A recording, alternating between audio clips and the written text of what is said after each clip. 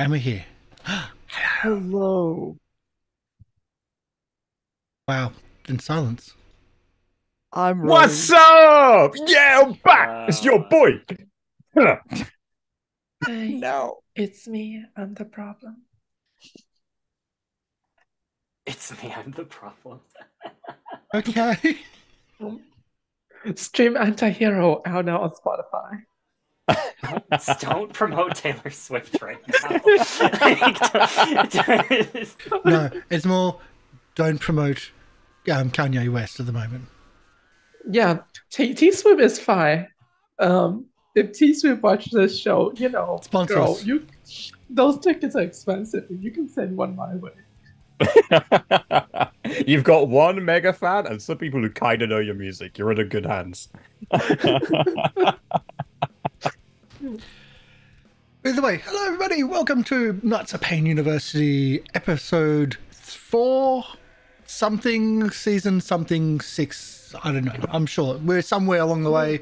We're doing the Alchemist in the Knights of Payne town campaign, story set, etc.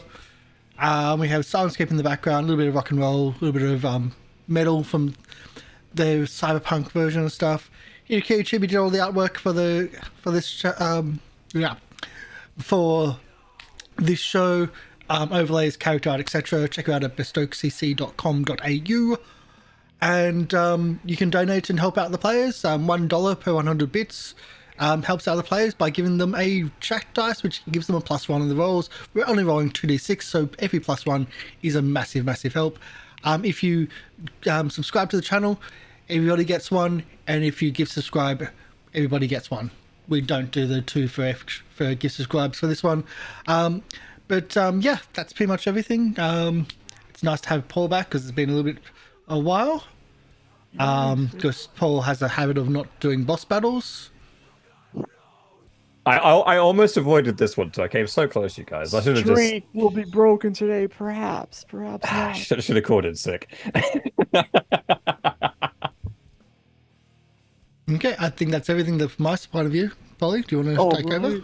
Welcome back, everyone. Today we might be having the last session of The Alchemist, which will complete the second of 3 major story arcs in the Knights of Pain Town uh, adventure case series in the game system of City of Mist.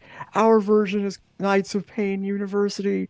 Our crew has plunged the depths of Armand Kai, the legendary alchemist, who is for 100 years toiled away at one profession or the other, seeking to cling to eternal life, and somehow connected with the great power that towers above the city, known as Corbin Payne. I stress the word tower. Our crew recently, well, the first move of every game, we did not pre-plan. We did. a oh, did we? Yeah, Every Gabby's gonna do it. session. Oh, okay. Every session in City of Mist requires the first move to be a voiceover monologue. Our voiceover monologue combines two things. Uh, it is a it's a summary of what happened last adventure, plus the inner thoughts of one of our characters that maybe had a more than interesting or extraordinary session last time. But we will hear from our. Oh wait, first before we do that, I forgot. Why don't you each? I got to make a little checklist. I'll do that Yeah. next time. I promise. Every time I do this, I like, oh, I need a checklist. I need words to read off of. I'll do better, I promise. Now, we will first tell us who you are and who your character is. We'll go from left to right, top to bottom on the overlay, starting with Oblivivian. It's funny, you did that last week too. And I was like, Yeah, she's gonna right? do it again. Yeah. um, Hi, my name is Viv. I go by Oblivivian on the internet. I am playing Mavis Thorn. She is a college student here at the university. Not really anymore. I mean, we don't really do college that much, but she is a really good person. And yeah, she actually is a really good person. I'm gonna actually say it with truth this time because I've been gaslighting everyone. I think Maeve is actually a really good person. We'll see. Karsh the Goblin.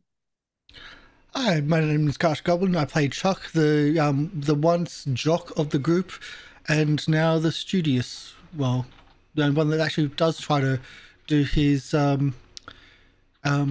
study at university, which is really weird because he's never actually studied before. Too bad you didn't start studying alchemy. That might have come in handy this time.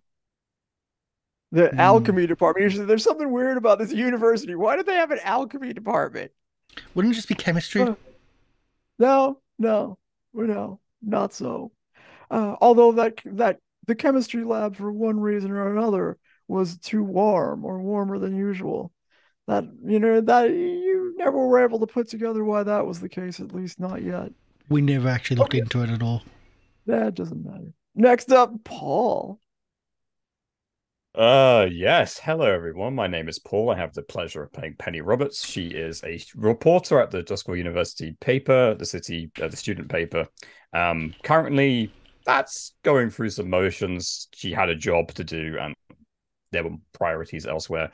Luckily, she did spend one of her downtimes doing some research into alchemy, though, about 2 or 3 sessions ago. So I'm looking forward to hopefully being able to utilize any of that information, because I don't really know what's going to be either.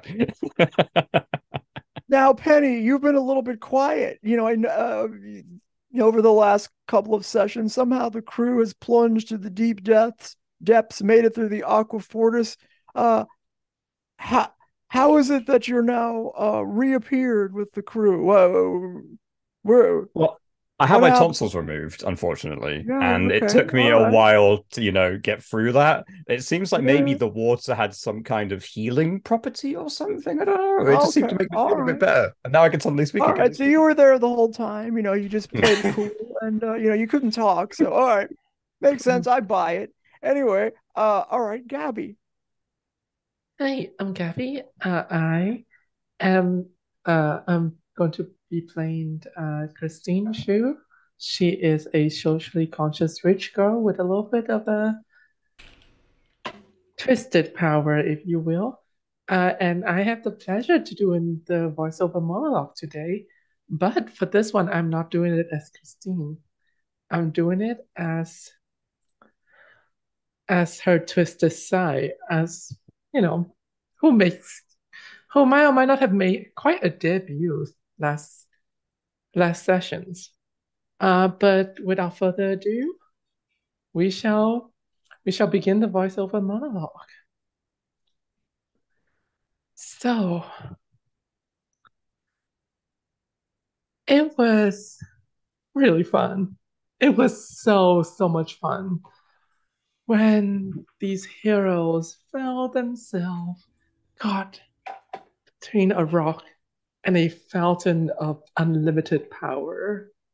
Oh, how they toil with all of the moral dilemma, to be or not to be. Such trivial matter. And they think themselves culture. Speaking of one who think himself culture, Amun. Good old little Amun, still toiling away, trying to find a way, so desperate to cling to mortality. Well, tick-tock, his time might yet arrive after all. You know what they say about death and taxes? Unless for mortals, it doesn't really apply for fairies. Or does it? On their way down, they also met Benjamin Pelican, who was imprisoned because he stole some sort of mind-altering, or rather fate-altering candies. That reminds me, I better get my hand on one of those. If one's still lying around after that ugly troll broke down the whole factory. What a shame. Well, you know what they say, no point crying over spoiled milk, so let's move along. As I said, the water messes with power. It enhances the mythological, the deep slumber, the story that lies in each and every one of them when they so desperately try to fight it off, or rather embrace it willingly. Either way, I think these hypocrites has more in common with Amun than they care to admit. And yet he's the bad guy.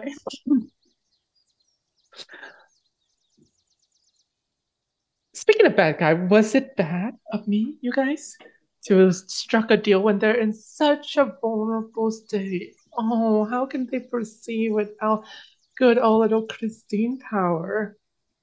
And remember, never, and I mean never, make a deal with a fate that you don't intend to keep, because we will for sure keep our end of the bargain. And we'll make sure you keep yours. That's not a threat, that's a promise. Because again, I'm just a small, tiny little tinker of a fairy. Anyway, my deal, I think, was to make the bubble golden. I don't think I made any sort of promises that there would be completely waterproof, you would say. So, oopsie, it's broke. And now everyone is in trouble. If it wasn't for some stupid little hero, knight in shiny armor, to rush over and try to block it. Oh, that's so boring. So I guess I'll fall back asleep for now. Wake me up when something interesting happens, or when Chuck grow a personality. Just either one.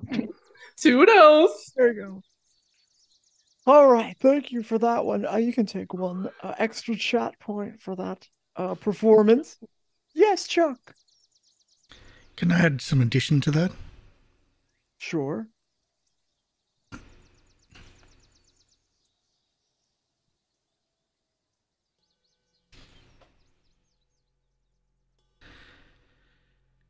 They think themselves powerful, but they always need help. They were surrounded by all that power, they didn't strive for it. They wanted to. But oh look, I saved them again. And all that powerful water splashed onto me. What a shame. I'm so close now. So close to being able to save everybody, not just these insignificant creatures. Just so close, almost there. The mechanics behind the City of Mist characters are a constant battle between one's logos, their ordinary footballer student's life, for example, or their legendary mythos, which grows and perhaps was affected by splash damage, if you will, or splash empowerment from the aqua fortis the party just flowed through down the drains like the great waters of purification that you've seen in the past. Perhaps there's more to this process. There's 4 processes. Maybe you've been through 3 of them. I'm not sure. Chuck seems to have been affected somewhat. Just for those of you watching, maybe keeping track, is we made a bit of a rules mistake and allowed the party to escape without as many cracks to their logos themes as was called for at the time. But Chuck has graciously volunteered, as the savior he is, to take the splash damage, and thus is only 1 tick away from losing the last bit of connection to ordinary life that he's had, and could, if opportunity arises, be reborn as an avatar. So we'll see what happens. Now, if you don't know, character progression is largely or almost exclusively decided by the player characters themselves. So it will be up to Chuck to decide his own fate in almost all circumstances. We don't know. Just so you know, like the mechanics by which you were required to crack your themes, that's the first time I've seen that. It's usually just a pure like player character choice. This is the one time where the environment forced you to do it. Is there more of that in the future? I don't know. And the specific was that Chuck could save 3 people or could stop 3 people from getting hurt or getting touched by the water. There was 4 of us there, so he took it on himself. Yeah, and so you made your way through the whirlpool. The Aquafortis, before you came out of the whirlpool, was removed from you by some force and sucked up into some veins, and you fall down this drain, landed in a beautiful gold mine. It is the wealth of which would be never ending should you were able to mine this. You could retire and never lift a finger in your life and live in vast wealth. The only thing stopping you from doing that seems to be 3 figures that don't really, 3 hooded figures that are standing in a triangle around a gate, staring emptily at you. There's a dim lantern light. The reflections on their skin show you that they too are made of gold. What do you do? So I would love to take the spotlight here because I didn't get to do this last session because it Take took the forever for us spotlight. So yeah, Maeve, as we kind of remember, Maeve was controlling a bubble, trying to float everyone down to safety while also trying to use her other hand to absorb the magic of the ward itself. She we get really close to the ground and the bubble just kind of like pops, and we don't even land on the ground. Like everyone just starts to fall because she like could not hold it any longer. As Maeve specifically hits the floor, everyone can notice that her hand, like every vein in her hand, all the way up to like where her shoulder is, just seems to be like covered in this like purple, like liquid. You can see her veins have turned purple, which kind of looks like the magic that she was absorbing. And her eyes are flickering back and forth between like her normal like black color and into like purple, and she's just like sitting on the ground, panting, and like looks like she's on the verge of crying. She actually definitely probably vomited at some point. It is not good. And she is just like kind of in a state. Can't even like really get up from that. So I just want to put that out there. Everyone can go after that. You do whatever you want, but okay. And meanwhile, Chuck floats down with wings. Oh, Maeve. Oh no, I'm so sorry. Oh my god, I'm so sorry. Are you okay? I'm gonna be fine. It's fine. Just give me a bit, please. It's okay. All right. I'm gonna totally back off, but I'm so sorry. I should have been stronger. I'm so sorry. Yes, you should have. Oh my god, I can speak again. Wow. What happened? Huh? Some of that water must have got in my throat. Oh my god. What the fuck? It was going so well. You guys did the thing. We were going down the drain, and then suddenly everything's gold, and that's gold, and this is gold. Why is there so much freaking gold? I would say to protect against the white water. Yeah, the Aquafortis can't affect gold. Why are those people gold? Bullshit. So you notice you're in a very long sort of tunnel. It's like a mine. It is a mine, except everything's gold. And it's like a sight you've never seen before. As you look down one direction, well, there's really only one direction for you to look. You sort of landed in like one edge of a long tunnel, and you see sort of you see the like the creatures that are sort of paying you no mind. They're they're like they have an empty stare at you.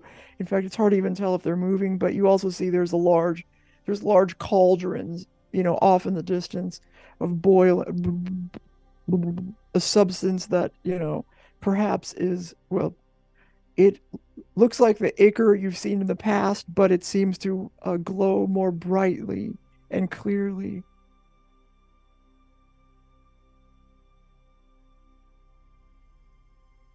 What do you do? Well, that's creepy. Shall we introduce ourselves or just go down? I think we've gone past the point of introducing ourselves. We're more or less breaking and entering at this point, aren't we? They don't seem to react to figures, by the way. In fact, it's hard to even tell if they're moving. We're the night crew. Maybe. Do you need a moment? We can wait a little bit. It's fine. It's fine. She stands up and she dusts herself off because she just kind of landed on the ground and stayed put the second she hit the ground. And she kind of just shakes. She dusts herself off, and the wand kind of has transformed back into the wand, and it's not the staff anymore. And she goes, I'm fine. Her eyes are still kind of flickering very slowly, but you can see that the purple is starting to fade a little bit. You see it's actually starting to go throughout her entire body rather than just it looks like it's almost circulating instead of just polluting one part of her body. Is this a status? No, it's not a status. It's just a thing. You can't actually heal it. It's just a thing that I'm describing because I rolled poorly. I look to Penny with concern. She looks back with great concern as well. Yeah, like a should we continue, Dean, or should we? Okay, so these guys are probably statues, and if they're not, then why don't we just let's go find Armand and get this over with so that I can go home. We'll need you at a full strength in order to fight Armand. I think we take 5, we take stock of our surroundings, and let's just chill for a sec. Okay. Also, has anyone noticed that Chuck seems to be glowing? Oh no, that's not that's the sword. Oh! Did you bring that from home, or? Until Penny, you're right. I should be stronger. Maybe she was right. Maybe I should touch that water. I'm gonna no, don't no. I'm sorry. I really didn't. I didn't mean that. I truly didn't. I didn't think I could speak. And when you have a thought and you wanna verbalize it, you don't deserve any of the blame. You tried your best. Okay, that's it. I'm sorry I wasn't stronger. Let's not have a pity party. Let's go deal with this after we have sandwiches. Okay. And I would like to bring out sandwiches. I would not touch the water. I would like to flash back to get sandwiches. You might not want to waste your flashbacks, but feel free if you like. I'm not going to stop you. Don't waste your flashback. Okay. Okay. In that sandwich is pretty good. In that case, let's do this. I think I can get to Almonkai. I know after what just happened, it might be a little bit hard to believe this, but I think I have an idea of what to do to help him. You gonna sell the Choo Chanel? That's really great, but first things first. We know that he's alchemy and doing one thing and then moving it to another, and all of these. I don't want to say people because that scares me. All of these persons. That's okay. That's not better. All of these things. Can we see if their expressions are of is it like a Medusa situation? What they look like? You happen to see you for some reason decide to call them the golden ones. You see one of them. They were in a triangle pattern. Off in the distance where you kind of see them. They're not that far from you, but they're not really paying you no mind. In fact, I'm gonna mechanize that by giving them the status indifferent to. One of them goes over to like the large cauldron, sort of almost robotically, like pulls like like produces a container, a cylinder, dumps it into or pulls out some of the glowing liquid, covers it, and then starts walking down the hall toward the far direction, where if you squint ever so carefully, you can kind of make out what looks like a vault door off in the distance that one of the golden ones that you've decided to call them is heading toward. Shall we follow? We should, yes. It seems like they're part of a factory or something, and these, as you said, they don't get affected because they're gold. So maybe they're like some form of robot or something? I wonder if we could mess with the water. I don't touch the water. No, I don't want to touch it, God no. But maybe we could do something to the water that they bring to the next room. Oh, something that might give us an sorry. advantage. I forgot to mention Mavis. This whole time over the last several sessions or whatever, you've noticed every once in a while you've heard carnival music, and the face of a clown appear in your peripheral vision. You have done your best to ignore it. You have denied that it exists to anyone who asks, but you felt it was kind of with you since being purified by the Aquafortis, if you will. You're free. No, I'm gonna miss him. My little crazy clown. Okay. Oh, but Or a red nose falls out of a vat. No. No, that's fine. He's a joke. He'll come back. No, you guys don't know about him. That's fine. Oh, but I think this might be a good idea for you all to touch the water. Stop it. Like, stop it. Stop it. The water splashed me and it wasn't good. I don't feel right, but we need to go on, so whatever's going to happen, we need to stop it. Honestly, it looks like you de-aged. You look like spotless. Like you have blemishes here; they're completely gone. I don't know what's going on with you, Chuck, but I genuinely am concerned. Oh my goodness! It's because I'm not going to look like I'm 21 anymore. It's because the Aquafortis kind of look like you're 17. Humanity. Oh. And so he's probably just becoming more of an angel. It's fine. More of a what? Like, the story. His story is an angel thing. So, like, he's probably just, like, he touched the water. Oh, there goes your humanity. And now he's probably, like, this close to becoming Corvus, I look back to try to find wings, and the wings disappear, but the cape returns. So, hold up. Wait a minute.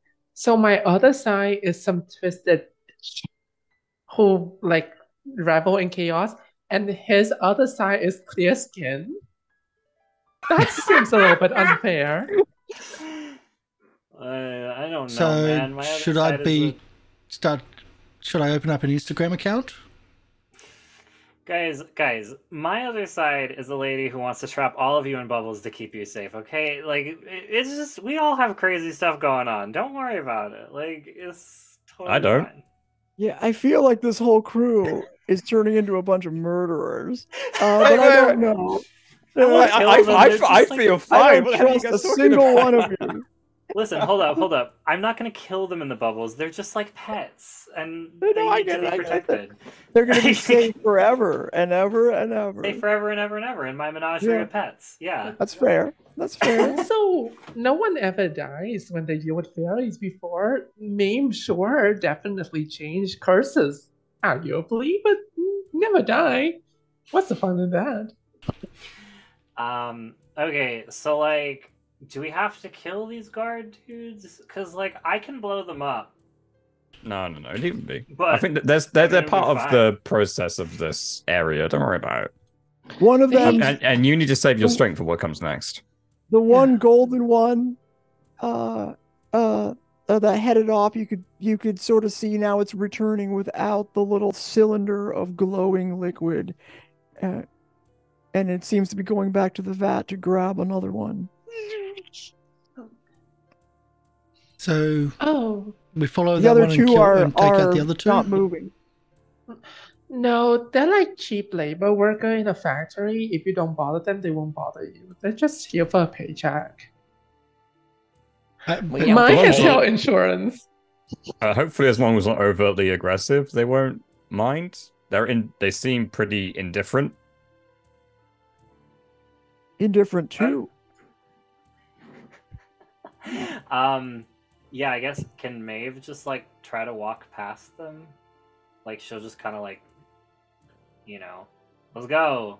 I'm tired. I want to Yes. go home. Here's what I will offer you. If you roll one sneak around, you can add indifferent Oh, I two have to your to roll. sneak past.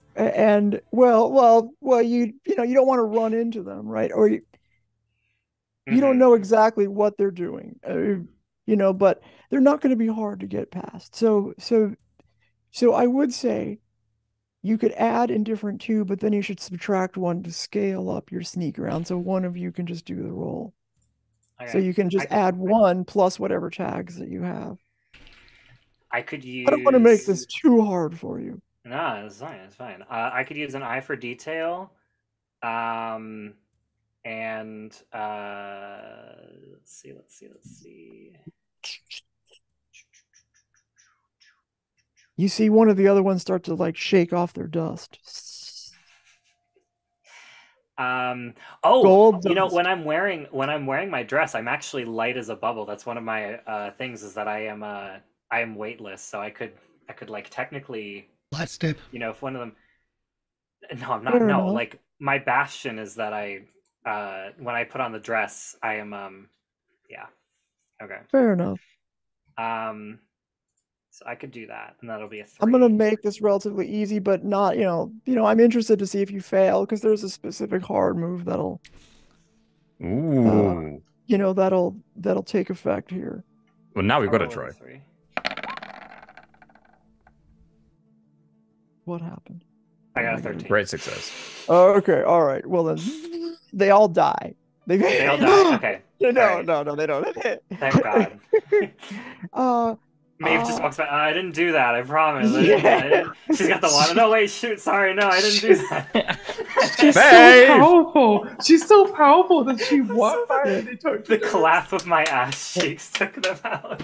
Okay. You all step carefully around the one that was all, awake, and it turns out its duties have been resolved, and it goes back to its place next to the other two and powers down. Is the vault You closed walk now? slowly toward the large vault door, with the, and there seems to be some compartment where that one cylinder was put in, perhaps a dumbwaiter of some kind, but there's a large vault door that stands before you. Who knows what wondrous things are past it? You look at it and think, what do we do now? We wait for the thing to come past us and open the door for us. Mm-hmm. Or we get one of the things, fill it with water, put it in the dumbbell, and then hopefully that'll trigger something. I could blast it. No, we don't need to do that yet. You need to save your... Stop trying to blast everything. You need to save all the energy you have, because we're about to fight some... Hopefully not fight. Hopefully we can reason with them. But some master alchemist that's obsessed with immortal life. So I started blasting, like No. Danny DeVito. No. We can always knock. Chill. I don't think we should knock. Do these things look like they're going to start moving again at any point? No, the dust is already starting to collect on them again. Can I open this door physically, or would I have to do something to? The vault door.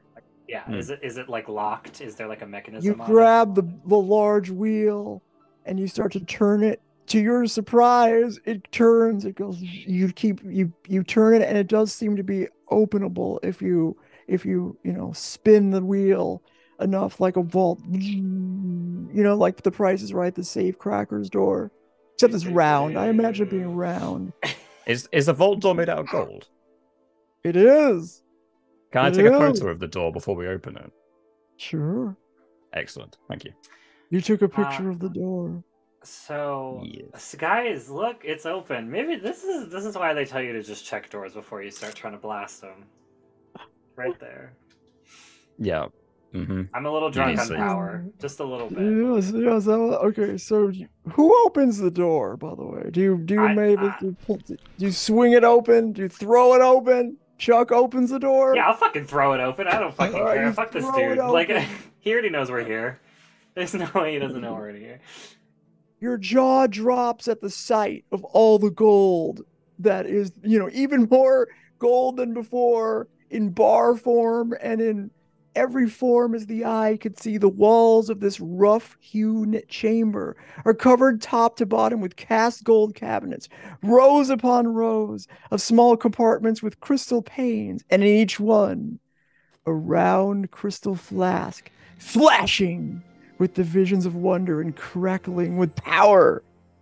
A bottled legend. How many people did this alchemist have to rob of their spark to fill up this room? Does he even know how many he has hoarded and how many will be enough? What do you do? It's almost like an Indiana Jones type room with every crystal pane looks like a slightly different color. Some bright, some dark, some little bolts of lightning popping in each one, others rainbow colors, others dark as night, some bright as the sun. Emotions emanating from each one different. What do you do? I look at the room and I go, OMG, I'm Jennifer? Like, this is Jennifer decor style. She's obsessed with gold. This is an obsession, all right. It doesn't take you long to determine that these essences, the most purest essence, it's almost an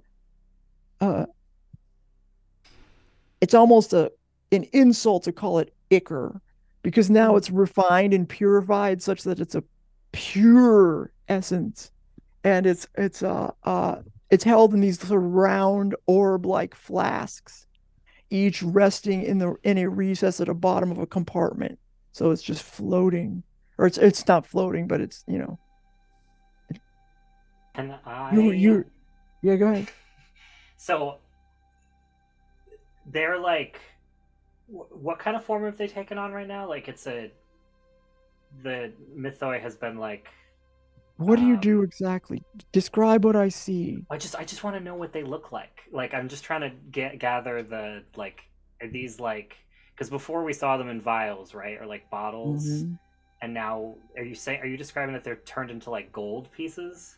Well, there's like gold there's like gold cabinets, but within each cabinet, there's a round orb of various different colors or styles or feels or energy. Or what do you do? They're all over you. They're on both sides of this vault. What do you do? Search for a specific legend? Is that possible? Are they categorized, or what do I see? If you see through the mist, can you see what the she's asking me specifically for a reason. There's something that happens when I touch them. I'm just trying to figure out like what. I would just be like looking around trying to find a specific orb. I guess like opening the cabinets, or I don't know if I want to open the cabinets. Hold on, I need to think. Wait. So we're surrounded by orbs, right? Yeah. Is the gist of it. And there's a as cabinet, we enter the room, you can see through the there's no, let's just say there's not a door between you and these orbs. There's cabinets, right? But like, they're just sitting, these orbs are sitting in like a recess in each sort of enclosed space, right? So it's almost like a cubby, a cubby with like each cubby has an orb, and it's just lined all the way with these orbs. It's not immediate. It's not immediately obvious just by glancing how they're organized. Well, can I use my because I have the ability to, like, whenever I meet a rift for the first time, I gain a clue to their mythos. These are not rifts, but they are mythoses. Do they? No, rifts are, that doesn't count. Okay. Can I look through the mist to try to find a specific kind of mythos? I will let you see through the mist to do like an investigation. I don't know what you're gonna be. I can't tell you what that investigation may yield. I can't, I'm not gonna be like, if you roll a success, you can find this exact mythos. Yeah. Yeah, I just want to see if there's like something to like Midas, like if Midas is in here or something that I can use for some kind of gold thing so that we don't have to deal with the Aquafortis again. And can I help Maeve? Do we even know it's gold? It could be fake gold. Midas is gold? Oh, like the... Yeah. What do you mean, gold? Like leprechaun gold. Or leprechaun gold. That's a good one. Do you mean fool's gold? I think so. I don't remember. I don't know what did we hear that before? Sorry, I'm not sure why I mentioned that. That would be the kind of thing you're thinking about. Perhaps some of these might be... Whatever Polly said. Can I help Maeve's investigation through the mist by my ability to reveal enchantments and therefore give my help point? Well, I want to find out if this investigation is worth rolling. Like I don't want you to have to roll for something that's not going to give you information I can't give you, because that's risking a hard move, if you will, without any potential benefit. So, like, I can tell you that I don't think there's too many. There's too many of these cubbies with orbs, if you will, to be able to find anything specific. But I can look through the mist and I could see like the legends surrounding them, right? You could. That's what I'm saying. I was like, I want to. Or maybe you could. Maybe you could just approach one. No, I don't want to do that. Okay, you guys, don't touch anything. Don't touch anything. I learned this rule from Aunt Jennifer's house. This is just the living room. This is where she showed disposable pieces that she still have her security system on. So we need to find this, like, the secret safe where she put like the real heavy gold for her. By the way, Aunt Jennifer is better now. We have a family intervention and she's now obsessed with diamonds. Okay, but I think if we can find someone's legend like Midas or like a leprechaun, good job, Penny, for that one. We could do something that can have something to do with gold, so it gives us an advantage against Armon. Like, if we have this kind of power, we can try to use it, right? I don't know how we would, but I see what you're saying. I see your point, but also like just like with my Aunt Jennifer, like she would have like different type of gold, and it would be like impossible to find out. Like, we're trying to tell her, where do you put your more expensive gold? And she's like, honestly, there's different type of gold, and it's really rude of you. And I guess my point. I'm gonna just approach one. I'm gonna just approach one. I'm gonna approach one. I'll do what you want me to do here, so you can do. Don't forget to poke him with a stick. Nah, I'll fucking touch it, like if I have to, but I'll just walk up and like see what I'm looking at here. Okay. How do I die, Polly? Just tell me how I die so I can get out. No. There's no death. There's no death going to be happening here. Well, okay, not immediately anyway. Okay, well, Aunt Jennifer did it. Yeah, so bring up Aunt Jennifer. So here's what. Hold on, I gotta find some. Oh, would we just? I'm so excited. I didn't expect you to just do that. I don't fucking care. Like I just No, that's fine. Hey, I can't hey. sit here and listen to Christine talk about her Aunt Jennifer anymore. I need to move on. No, that's fine. You're gonna kill yourself to get out of talking about art. Okay, Yes. okay. Yes, I am. Wow, selfish. Some of us have to live with that. Then live with okay, it, bitch. Okay, so you approach one of them, we'll say. Just a random one?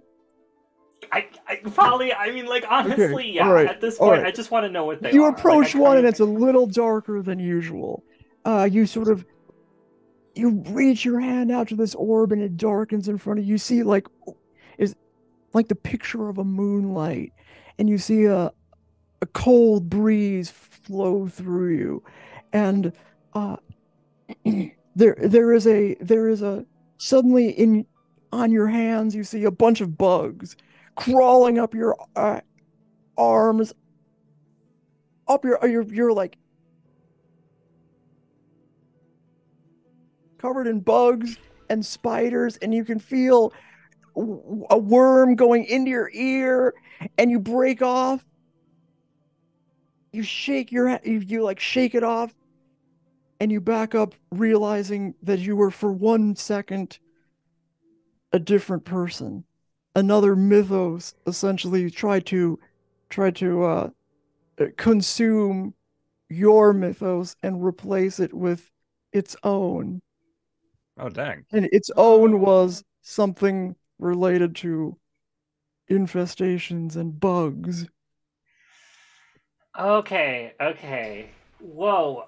So that woke me up. All that magic out of my system. You look better. Let's not touch the orbs, actually. I think I've decided. I've decided we're just going to try to find Armand. I don't think I care enough about this. But what did the orbs do when you touched it? What does it do? Oh, this thing? Yeah, this thing tried to consume me. So we're probably not like, if you guys, you know what? Fun. If you guys don't like your stories, do it. Touch one, but I don't feel like touching one. I kind of like mine. I understand. My story is feel one thing though. beautiful. You felt clarity. You felt the kind of clarity of purpose and identity like you've never felt before, and you did feel almost like this would be better for you. No, I know that's a fake feeling. I hate that. I don't power. like it. It would just be painful for a moment, and then all your problems would be over. All your conflicts, all your questions would go away satisfactorily. Yeah, So I only leave more comments and questions and concerns, so I'm good. Did it only start devouring you when you got really close to it, or was it when you touched it? Did I touch it? It was just when I got You close. didn't touch it. You didn't touch it. I think if I had touched it, I probably would have This absorbed is it. pure, unadulterated power. Okay, well, we could definitely use that. You know, But I don't obviously. think we should. What are they in? I think we should just leave them alone. I'm assuming the cabinets are made out of gold, right? Let me ask you a question. Let me ask the group a question. Is there? Do you have? So have you ever? I know you seek answers to your mythos, but does anybody feel like maybe there's a better story that you are destined for, and perhaps the story that you're stuck with, your legendary story, isn't your true story? No, the story is the one I make. I'm pretty sure. This story I'm is good. mine for sure. Like, all these problems are mine, bitch. Fair enough. What about you, Christine? Yeah. Like, totally. What is your, how have you been wronged by this legendary power that has awoken you and then sent you in this, god-awful direction, not befitting of somebody like you? What's your true story? What's the one that you were truly destined for that you know? Probably like something like a princess who was like waiting for a prince and in like a huge castle. OMG, that sounds boring. Actually, no, Never mind. That sounds boring. Are you sure? I don't know what I want, but but like, what if I'm like a really like magical princess that can grant like happiness to people, and also like give people really good style? That would be great.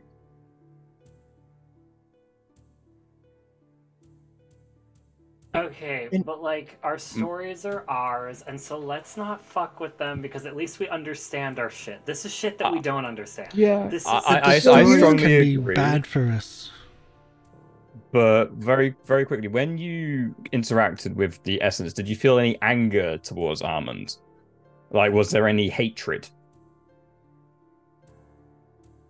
That's more to Polly because we don't know. Oh well, Yeah, I mean, you can tell me if I'm wrong, but how I would answer it is this: is that thing does not give a single fuck about Armand Kai. yeah, Right. yeah. None of the okay. Listen, It is you. It wants you. You are Yeah. to be. You are the answer to its problems. So here I'm gonna explain this to you in a way that I understand, and I may be wrong, but this is my theory, and I'm usually right about my theories. These things are the stories that were pulled out of people, like ours. They want the only thing that they want is to exist in this world in one of us. So they will do anything to get into one of us. And I don't know if I'm right about Christine, you that. notice one of the orbs glow brightly. The I think that could be an incredibly useful tool, though. He's obviously keeping them in these gold cabinets for a reason. If there's like a gold piece of fabric or something, like they wrapped that orb in that show, I think it's called a palantir or something. I don't really remember.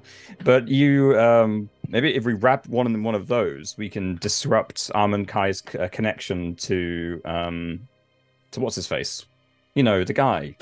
Whenever I think about him, I seem to forget him, so I don't really know. The stories that we have are not always good. That thing, that beast that was in me, just was full of rage. That's all it cared for. It hid my parents. It hid my past. I feel clearer now. Honestly, Not more powerful. Not this or that. Just clearer. More me. And honestly, babe, I think like we should just leave them alone. They're kind of like parasites. These are Exactly. and we don't need to use them. I don't think we should even get close to them because it would risk losing what we have now. And just I don't care how good it That's felt to have something that The felt thought not like what I occurs have. to the thought occurs to you, Christine, that parasites does these stories a disservice. They are stories that need to be told. They are stories that cry out for a voice that you could give, your voice. But like, what if? But they were forcefully ripped out. That must feel really bad. They just want to be fulfilled. And Yeah. honestly, like I know I talk about how like it wasn't my fault of what happened before, but it is my fault now with this power. Like this power is putting you all in danger, and I don't feel comfortable with that idea. Like maybe I can get a power that I have more control over, and I'm like, Okay. More Okay, symbiosis with. The Can I tell you chances. this? I agree, but the chances of you coming to that kind of consensus within your own self so quickly after, spending so much time with what you currently understand to be whatever's going on in you is highly unlikely and very difficult for someone to process so quickly. So I think that's a good point. And the fact that this is possible, especially as Chuck says, because some of these stories are, quite frankly, a bit disturbing. I don't even know what mine is. I'm still figuring that out. One is But glowing brightly the- right now, and it's good. but the chances of that happening now, the fact that this is possible says a lot. We should definitely look more into alchemy to maybe help others who have stories that are vicious or anything How else like dare that in you a controlled environment. consign these great legends to obscurity, to leave them in darkness? How dare Okay. are you not compounding the crimes of an evil person yourself by not No. freeing them? Okay, but we can't. No. But we cannot. We can't take on all of them. That's the problem. Like I can give one to Holiday. No, I'm just Don't kidding. do that. I'm But kidding. that poor dude needs to go back to sleep. Like, he needs to go back to sleep. But he's in between sleep and awake. That's the problem. And that's what drives him crazy. I still think using it to disrupt Armand Kai's connection to his mythos is a very useful thing. So maybe we could put one in a bucket or something and see what it does. But that, I don't like the idea of touching it either. But how do we touch it? How do we move it? You know, With the golden can't buckets, control with the mechanisms. Penny, Yeah. I think you should go try to put one of those in a bucket. I kind of want to try to I put one in don't a think bucket. you should touch one of them. Okay. All right, I want to try Hold and up. find a very large golden pipe, because you said there was gold fingers of all kinds, so maybe there's a gold tapestry or something, Can't and all I'm going to sneak knock around. it into a bucket that I will wanna set sneak up. around. What do I If it breaks, see? it breaks. What do I see? If possible, I think that's just what I'm doing. Okay, right. So Tell me what you're doing. Describe. they're in what you're cabinets, doing. right? Yes. What are the cabinets made of? Are they also made out of gold? They're all made of gold. Right, that's important. Okay. The So do I orb. do I feel this connection stronger the closer I get to them? Oh yes. Okay, that's important. Yes. So how, I'm trying. how close are you to one of these orbs? To the many I'm tr- orbs? Which one? I'm It's measuring not feet about as I physical get closer. distance either. Which describe Oh. what the orb that catches your fancy looks like. Well, you were hinting at a very golden glowing one, so let's go for that one because I don't know what's gonna do. Why That's not? Well, one- you don't see that one. That was Christine. Oh, it's sees Christine. that. Sorry. Yeah. You don't necessarily see that. In fact, I'm just Then another inviting you one. to tell me to sort of write your part of the story here. Well, I think there's a genuine use for this because we were talking about disrupting Amun Kai's connection to Corbin Payne. So one of the strongest Yeah, ways of of doing course. that is completely messing up his mythos. If these things want to tell their own story, then they can tell their own story through him. There may be a way that we can use them, like by literally lobbing it at him, in order Well, to do it that. I would don't know. be so okay. So I'm going to be fair to you here. I'm going to remind you that in our Discord, our player Discord, I put a new hard move in there. Oh. Which I will say that if this does not go as planned, I will exercise that hard move. Yeah. So I'm hear going me to take out. your theme and replace it with what I want. Fair enough. Okay. Penny, guys, listen. I think about it. He can control them. There's no way that he can't control them, and there's no way that this is going to mess him up. This is his thing. His mythos is doing this. His legend is doing this. This is him. You that's like telling me that you want to throw a Molotov cocktail at the Flaming Man. You can't do that.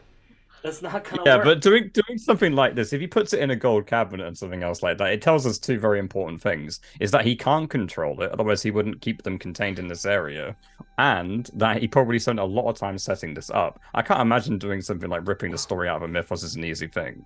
And, So and, I disagree.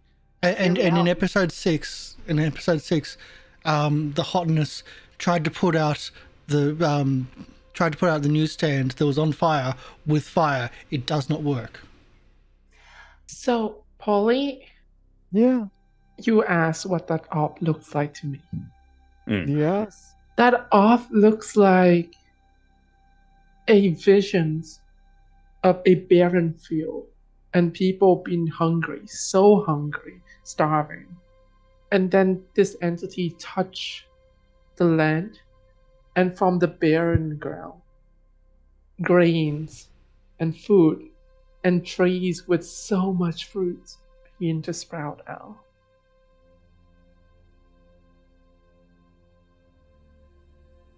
Okay. Do you but accept that? Do you he- accept it? Do you accept it? So I think Christine is like looking at that and she goes, I like totally going to ask you all for a vote. You don't have to tell me why. Just tell me, should I touch it? Yes or no? No, Like, because if you tell me, no, you absolutely shouldn't touch it. We don't know what it will do to you. Truly. Do you have any nascent themes, Christine, right now? No, right? Hmm? Do you have any What did you nascent say? themes? No, I don't think you do. A nascent theme No. is one that you don't have the 3 tags on already. You're like No. Okay. Listen, Christine, I know that it might seem like an easy out, but like you don't know what that thing's shit is. You know what your shit is. You know your own shit. That's my problem. Is like I would love to get rid of the witch, even though this is definitely my thing. But I understand this shit now. I don't want to gain a power that I don't understand. At least you understand yours, even though it's kind of scary. Mate, that orb is like literally showing me that it's like healing like the land to help like grow food for people who are hungry. But as you know, you can't trust the stories that these things show. Even the stories that are in us can be confusing and unknown. It could be showing you some form of trick or illusion. It could be real. Just the best parts of the story.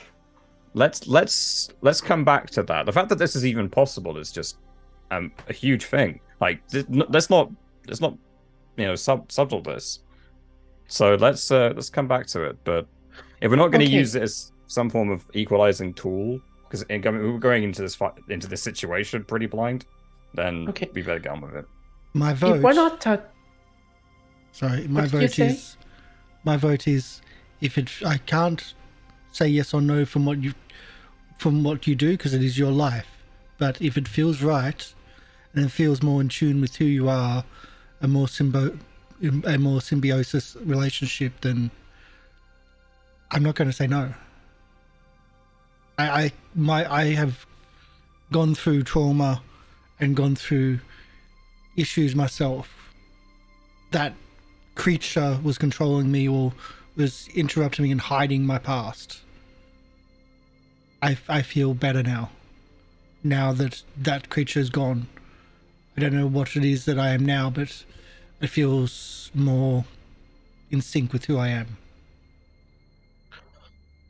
I think we should press forward. Thank you, Chuck. That's helped me make up my mind. Let's go. I don't think we should touch any of this because we're trying to save Amonkhet. So we shouldn't plague him with more story. He will have plenty of time to deal with the things that he will have ample time to pay for the consequences that he's. Do we know he needs? Here's saving? what I will offer you, Christine. You are tempted to not listen, and so instead of me describing what you're, me basically forcing you to accept a new theme, I will allow you to touch this orb and replace a mythos theme with a new nascent theme according to your choice, based on your desires to move in the direction that you've just described. You're really hard selling this. Yeah, that is a hard sell. Don't take the deal. You don't take the deals from Polly. But the thing is, sounds like a devil's bargain to me. But the thing is, like, I think in this moment, realize. This is done through powers, right? So it's not going to be like there'll be no I can't think of the word. Build up. No bad person who's against you. God, I can't think of the word. Nemesis. Yeah. No nemesis. Yeah. This is just boom, a chance to grab some destiny right now. Change yourself. Become the fertile field in your mind that you see. I think I'll press forward because what Chuck said helped me realize that he reached the conclusion of that old story himself. And secondly, no one here is making deal with me. I am the deal broker. I'm the Fae. So I'm pressing forward. What if I give you 2 tags to start out with instead of just 1? I'm walking forward. I'm like, all right, look at it. You Fair tried, enough. Polly. You did. Fair enough. I did my best. It was hard. Yeah. It was hard. There was a not negotiation going on there. Oh, I would have taken that deal. Like, yeah, sure you were. Christine walked away, just didn't even look back. Very Cool. well. And Go ahead. Sorry. Go. No. No, go ahead. Go ahead. Penny, I maybe he keeps them in golden cabinets so that they don't like escape. I don't know how volatile they are, and like, you know, so like he might just keep them in golden cabinets to keep them contained, not because he can control them. But it might just not be because, but like he might just not those two are often go hand in hand. But I think we're leaving them, so don't worry about it. I would like to leave them. But there is one thing. If possible, and we're able to talk to Armand, maybe we can talk from let's just think about the ways that this could help people. Let's focus on that. With, as Chuck said, it's truly a disturbing thing sometimes. These stories, these things, can truly mess with you and your life. So the ability to move them around and even replace them is quite a groundbreaking thing. So maybe let's just think about that. But also, like, don't you feel like your story chose you for a reason? No, I don't understand a thing about whatever the hell's going on in my background. I take photos of things, and sometimes they feel like they're more real than reality is. Sometimes I feel like I'm not real, and I'm constantly battering between that and now and who. You're not here enough sessions to explore your mythos enough, okay? So, like, you don't get it, obviously. But... First off, I don't know what you're talking about. That sounds a bit weird. Do you watch a show or something?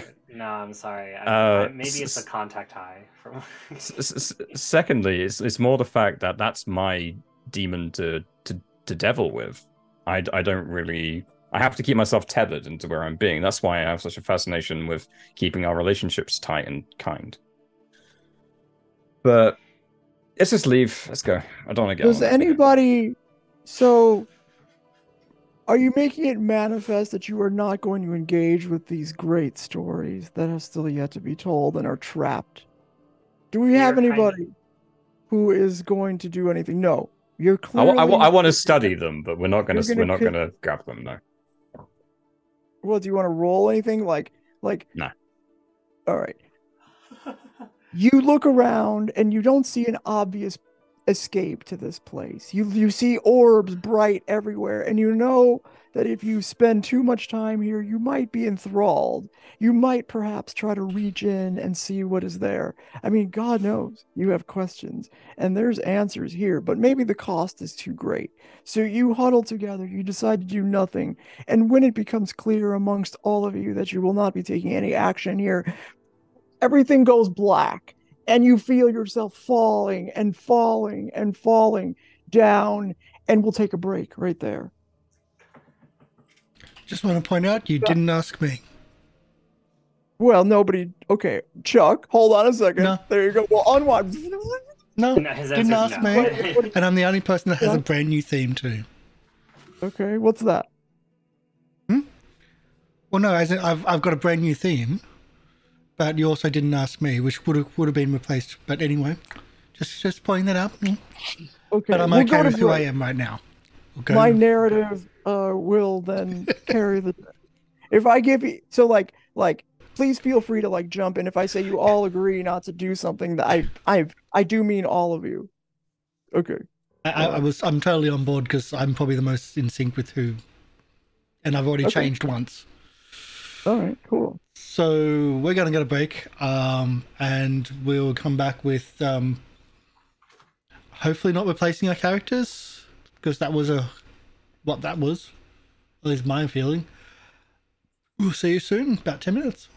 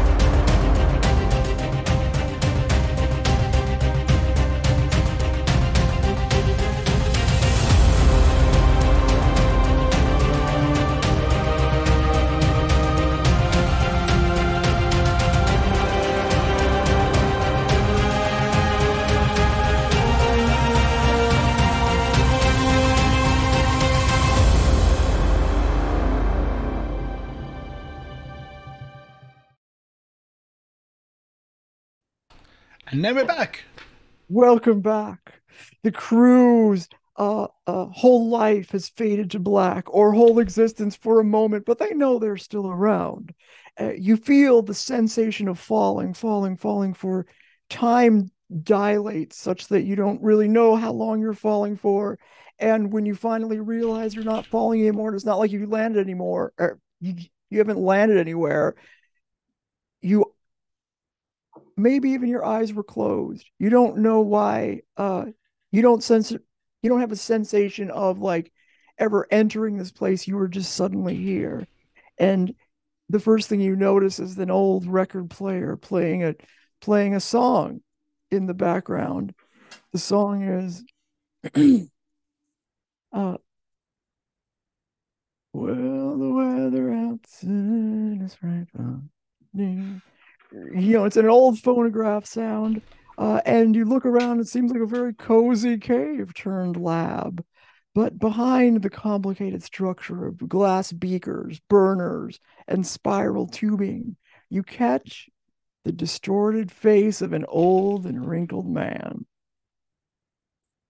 But when he steps out and before you, you see a middle-aged man dressed in a dapper suit. I've been expecting you, he says calmly while tossing powder into a vial, never stopping to look at you. You're the last ingredient. And when he says that, he looks over at Chuck. Sorry? It's almost as if this story has been told and it is playing out according to plan. I've been waiting for you and your friends for a long, long time. He looks like an old man suddenly again when he describes it that way. Come here. You're Chuck. really old, so how can you been waiting for me who's totally 21? You've been well, you don't know this. You and your friends don't know this, but it's not just me that's been waiting for you. Well, it's Mr. Payne. The fisherman? Yes, Chuck. Yes. We're here for you. You're here for us, and we're here for you.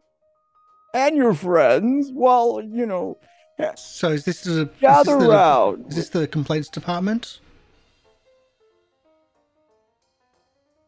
He looks young again, suddenly. Apparently not. Hi. So Nice why to do you meet need you. us? Hello, Armand. And what's your plans? Hello, young lady.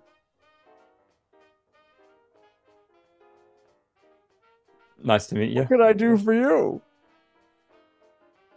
Well, for starters, you could tell us what you're doing here. No, please. He looks even younger for a second there, but he's back to being middle-aged. Oh, please. You know what this is about. You know why I'm here. It's I know. and you're just in time, don't you? This is, I'm in a lot of pain most of the time, but this warms my heart seeing you all here. I didn't believe it myself when it was foretold, but now that you're here, why, I have no reason to doubt the power of the king. Armand, can I ask you a question? Sure, I'm all ears. Why are you searching for mortality if you've been alive for 100 years? Aren't you already immortal? He looks old and tired. His movement's slow, and the sort of mildly amused expression on his face turns to pain. He's like, No, I'm not. I'm not immortal. That is, you know that's my, that's my goal. We must figure out. It's important that we don't die because then we don't. He starts shaking. You don't go and you go to Oblivion. This is the only place where we can be, where we can exist. He like gathers himself and boom, he's middle-aged again. So thus the experimentation must continue. This is exactly what happened with Esther Monahan, by the way, Christine. And he hears you say the word. You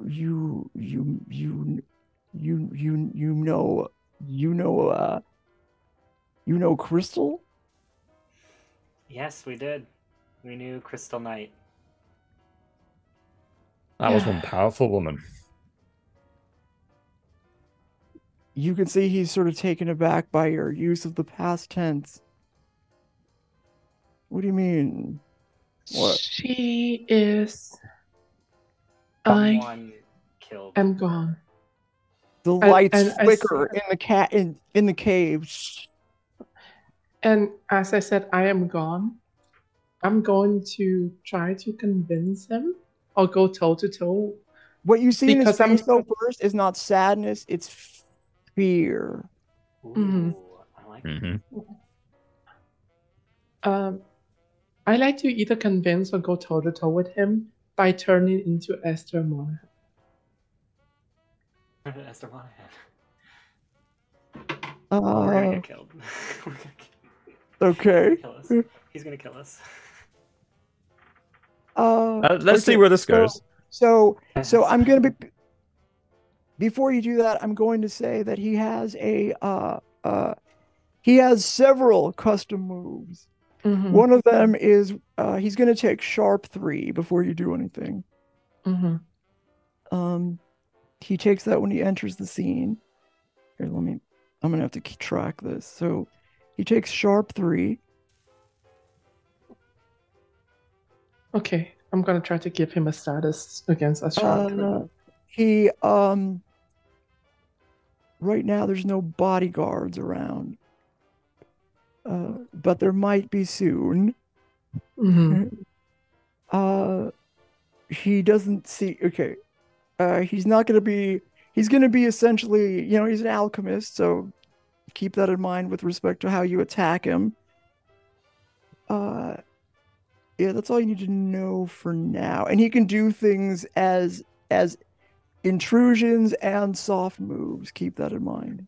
He's powerful. Mm-hmm. Okay. So go ahead. Before I do this, can I flashback to get myself a juice from this?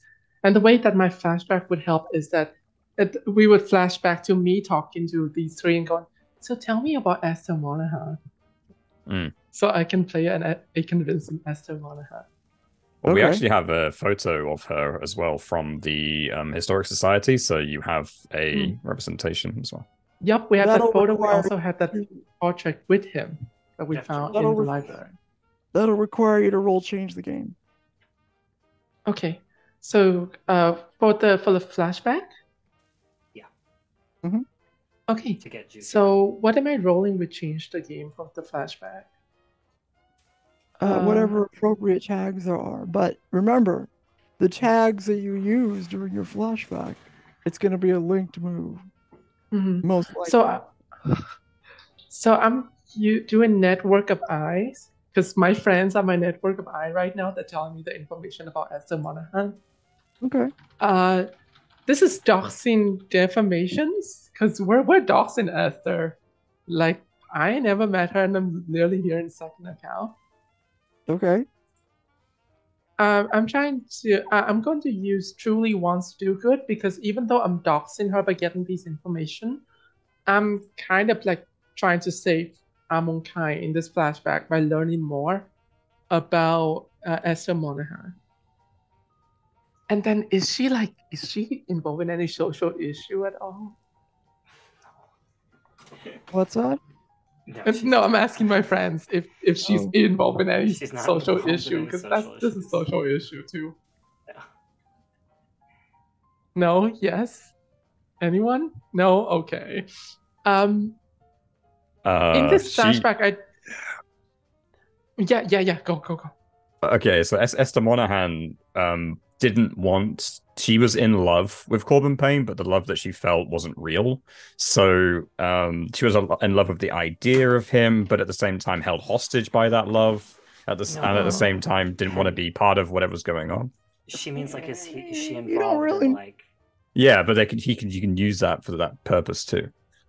Ollie, would you say that's a social issue or no? Not a social issue for sure. Okay, that's fair. I mean, and keep in mind, you just told him that she's dead, right? We so did just like, tell him that she's dead. yeah. Yeah. So some of these tags, I'm gonna fight. I'm gonna push back against if it conflicts with the being. this dead. is just a flashback. It was to Right shake now. him up. It was on purpose. Yeah. Okay. And I'm gonna use got each other back, because by telling me these information, my friends are really got my back right now. As I do this. Well, so I have it. Gavin, we have to think about like we just told him that she's dead, so we have to make sure that like how's he gonna react when he sees her again? You know. Yeah, I got it. I got this. I'll give you. It's all you. So this is a +4 alone. Okay, but this is the change the game thing, and it's +4. You say? Yes, for the flashback. Okay. Because the got each other's back thing. Okay. Yeah. Right, I should probably post it the flashback card, huh? Yeah. Truly wants to do good. Network of eyes, doxing, defamation. Okay. All right. Roll. All right. So this is changed. I'm gonna do it. Oh, but if I use the chat dice, I might not be able to use the chat dice later. Yeah, just do it. It's a flashback. So change the game. Okay, Great there you success. go. So you can create a story tag, you can burn a power tag or story tag, give a reduce the status, scale up the effect, prolong the effects, hide the effects, or any other improvement you or the MC agree on. I would like to give myself a status of just like her.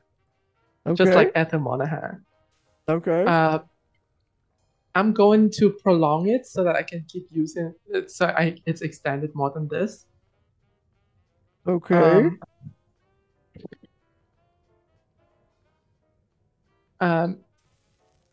And scale prolong. I still have 2 left. I'm You don't gonna have to pump scale it it into. up. You know.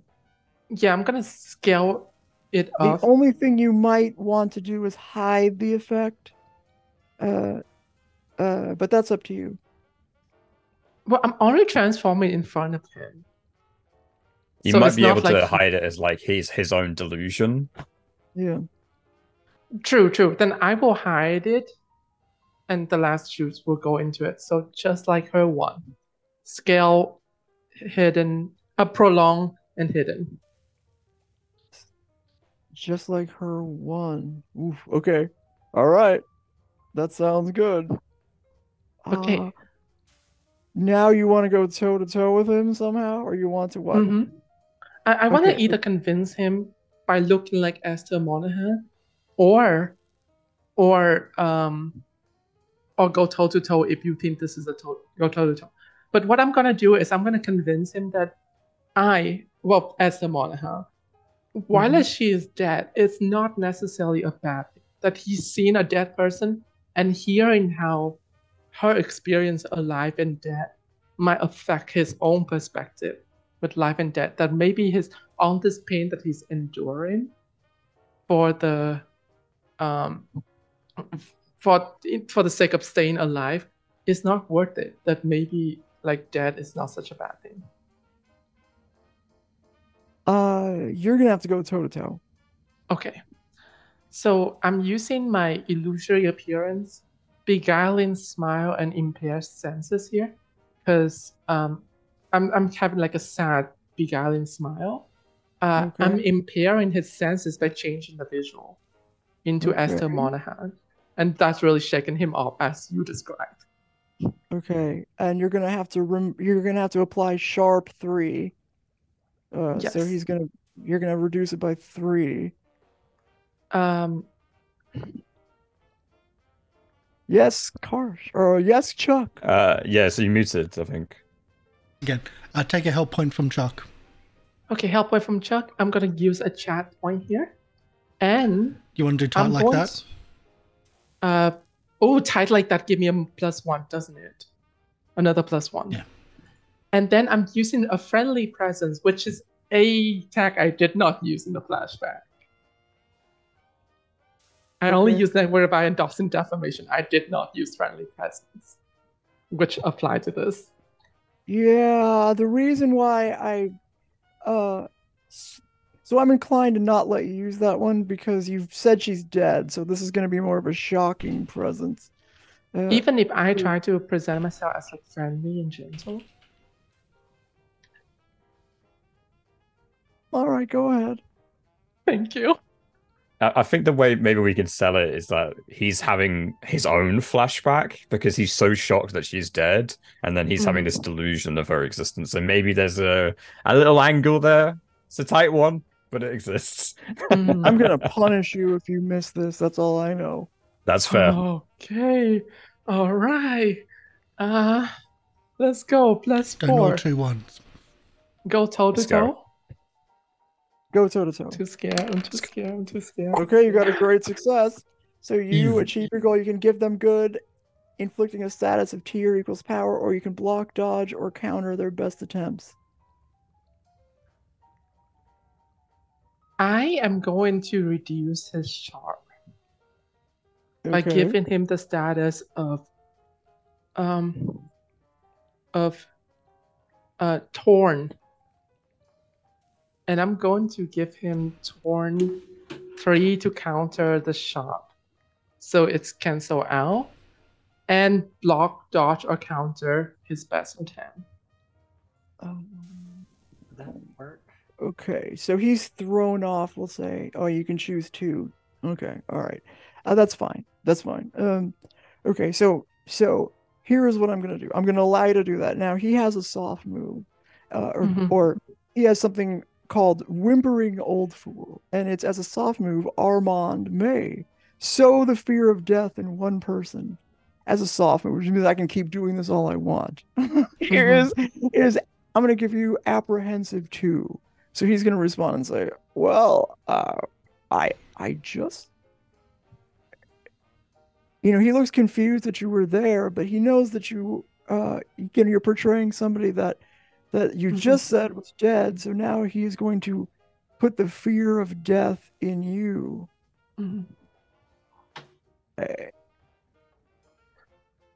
Role play. Don't I block, dodge, or counter that attempt? This is an ability that he has. Oh, gotcha. So this is separate from. This is a separate thing. Yeah. Gotcha. I can do a soft move between people's moves, and this is just one of the things he can do. All right, I'll take apprehensive 2. Is there anything you want to say to him?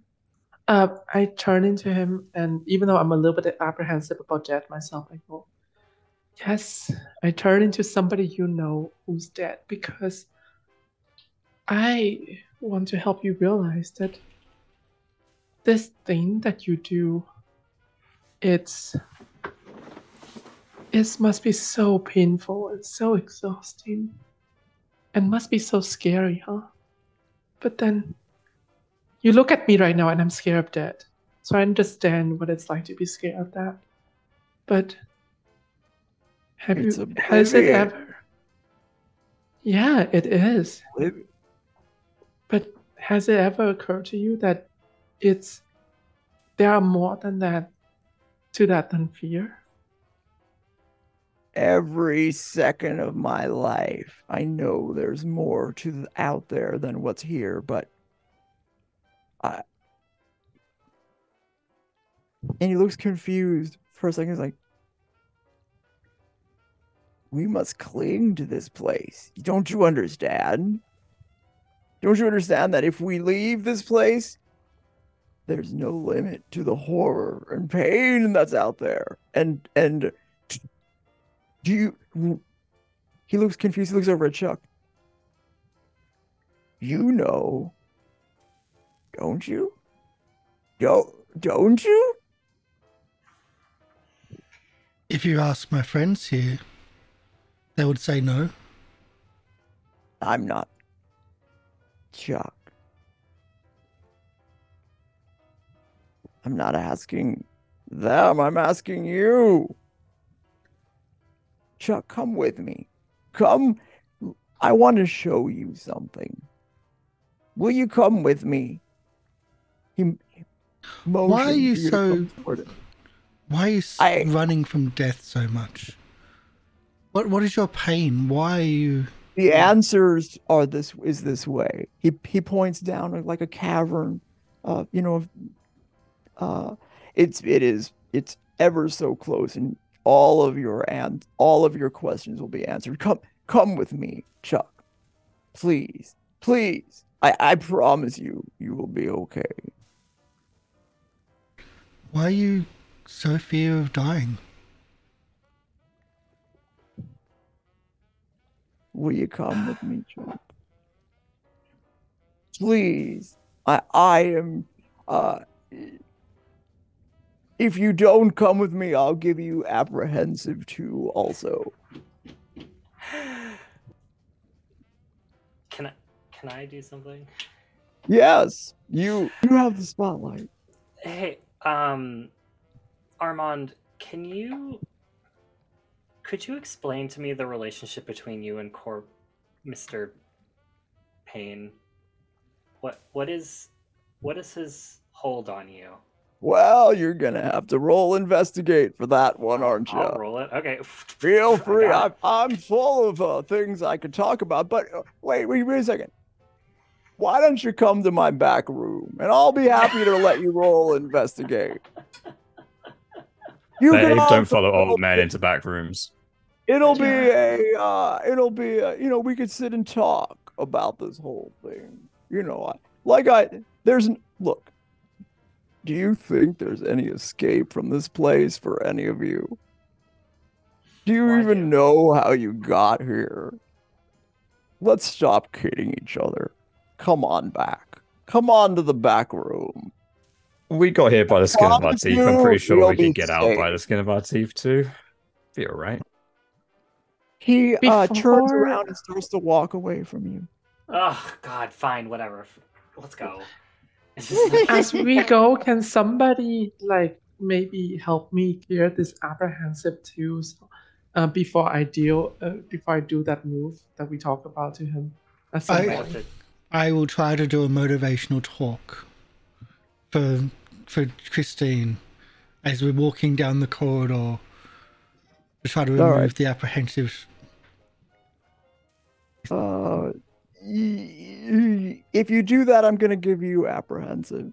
So you don't get to do any of that stuff. You walk apprehensively toward a I will do it then. I will take it, and I'll still try to do the move. Right. Okay, well, roll change the game, and then you are going to take apprehensive too, no matter what. Apparently so. Okay. Well, I can still the fear of death. try to. I don't have much on this. I'm sorry, but I've got.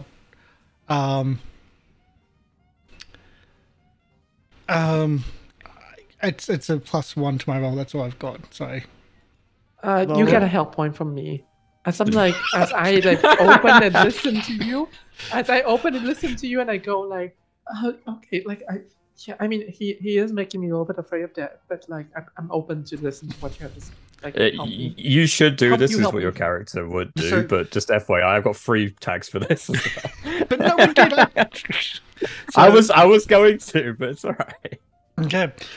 So the motivational speech starts like his normal footballer style, and then it just molds and shifts to actually trying to convince you, look, you're worth more than this. He's just trying to get into your head. That's exactly what Esther Monaghan was doing. You're better than this. You're better than him. You can do this. But it changes from that like entire footballer, you like get in the game and all that type of stuff to mold back into like an actual almost human style, like I kind of say. So I still only have +1, but let's still change the game. And you add my Kel point, right? Yes, it's still only +1. Mine's only +1. Wait, that should be a +2, right? Well, I've got weaknesses to use. Oh, you're just doing this to use a weakness. All right. No, I'm doing it. I'm doing it without it. Okay. It doesn't really apply. So let's do it. +2. Change the game. Mild success. All right. So you're gonna reduce a status. Yeah, that's all. Okay. All right. If You can reduce status down to 0 and then take it yourself. Essentially, thank you. Thank you. Taking your pain into myself. Yeah. All right. So you make it into this sort of large cavernous chamber, and you see a red molten river in a circle surrounding an altar with a small vial of ever the clearest liquid. It's almost water, but it's too beautiful and clear to be water. The clearest, most beautiful water you've ever seen in the middle. And you see Armand sort of leap over. Well, he like flashes out of existence for a second and reappears in the center next to this like watery substance, an altar surrounded by a moat essentially of red liquid, and you see like maybe it like bubbles up in certain places, and you wonder what might perhaps arise from the red molten lava looking substance if the time is right. Well, I'm happy to answer all your questions now. Would you like to roll investigate? Yeah. Very well. Well, good. I feel much better now. Mm-hmm. Yeah, now that why did we go into why did we know. He wasn't gonna answer my questions unless we You had no choice, to be honest with you. We could have just left. No, we can't leave. We're underground. I feel much safer around this red molten liquid. Rather than you, alchemy? So I am a woman of words. I am I like to get into the head of the person that I'm speaking to. Okay. And I'm asking him questions about his connection to Corbin Payne. So I was gonna say I could use my mythological know-how to like try to like, because I'm gonna ask him like some metaphysical, like mystical questions. Yeah.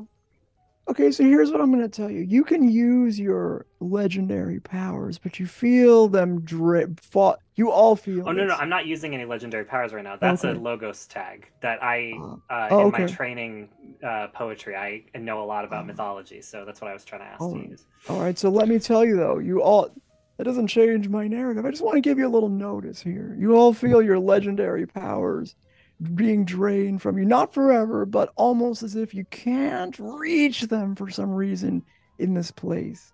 That's probably the red liquid. I don't know why you would say that. And then I would, that'll be a power of, you're going to let me use mythological know-how? Was that a yes or a no? I couldn't. Okay, cool. So that would be a 4. Do you want me to apply any weaknesses, or I can probably? Oh, he is. Take he's a help open point from to me. your question. Oh, this is like that's my last help point for you. This is like when the evil villain knows he's going to kill you, he's fine answering questions. I think this is one of those moments, right? Get him monologuing. I could tell you all about my plan. Okay, so that'll be a power of 5 then, and I'll investigate. I'll ask as many questions as I can. All right, well, good. Let's chat, shall we? Mild success with a 5. Oh dear. Fuzz right. clues. Okay, so I can make an intrusion, and it turns out Armand Kai has some special intrusion powers. But we'll talk about those in a second after you ask me your 5 questions. Or of course, if you like, you could do the reverse clues, up to 5 of them. So, he looks at you inquisitively, but a little bit. Okay, all right, I'll hear him out. I don't get to talk to many people. So, what is exactly your connection to Payne? Like Corbin Payne specifically? He looks really old, and it's, boom, his face gets weathered. I wanted to help him. Pain is an understatement of what that man has endured and endures to this day. All I wanted to do, I am an alchemist with the heart of gold. All I wanted to do was help the man, and I couldn't. And he did this to you? He instilled this whatever into you? It wasn't his fault, you see. He has so much pain in him that he cannot help but spew it out unto others, if that's the right word. Give the gift of pain. Some might call it a dolorous stroke. Tier 6. Yeah, and I have that. that. Like a status. Wow. Yes, okay. it is. It is. I have it, and it sucks. I'm gonna be honest with you. It forces me to do bad things, do evil, as it were, to share my pain with others, such as all of you. So, get ready for that. I could perhaps get ready for that. Yeah. So, you may have noticed that the city is a dog shit place to live, and well, that's unfortunately by design. So yeah, I hope that answers that question. I don't know. You have 4 more though.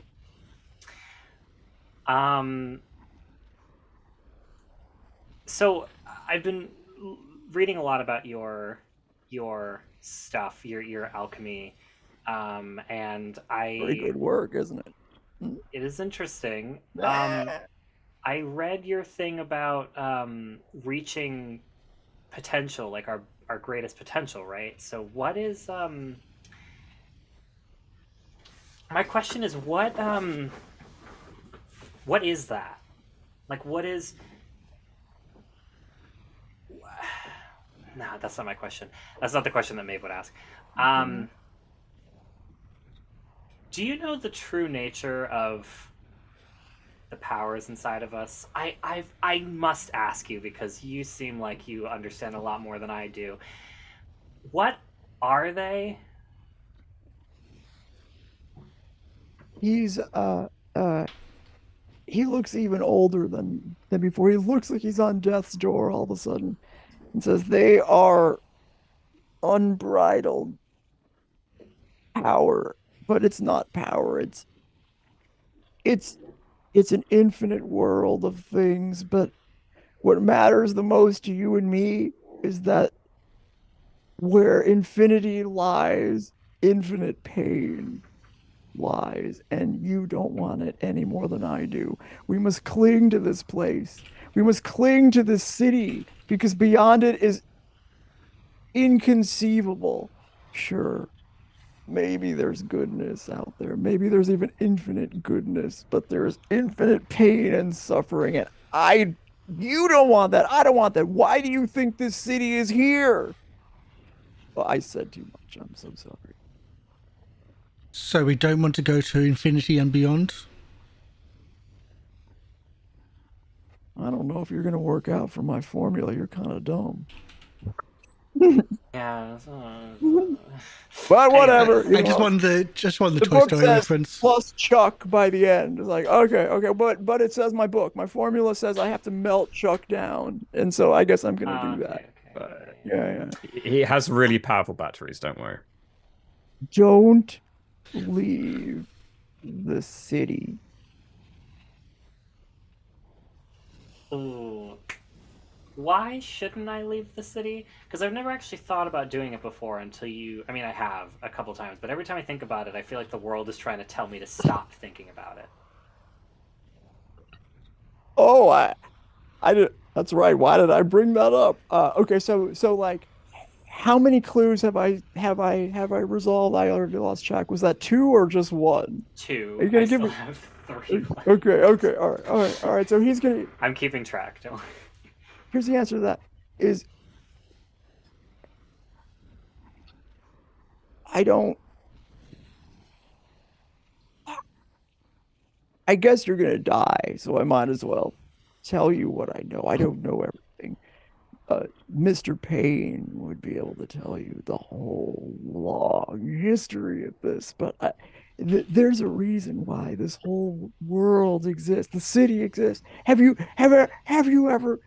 I bet none of you have ever really thought about what's actually outside the city. Yeah, I know you think there's things outside the city, but have you ever left? Have you ever No. left? That's the thing. No! Don't. There's a reason why we don't leave. There's a reason why I don't want to leave. Where do you think you go when you die? You leave. And you don't want to do that.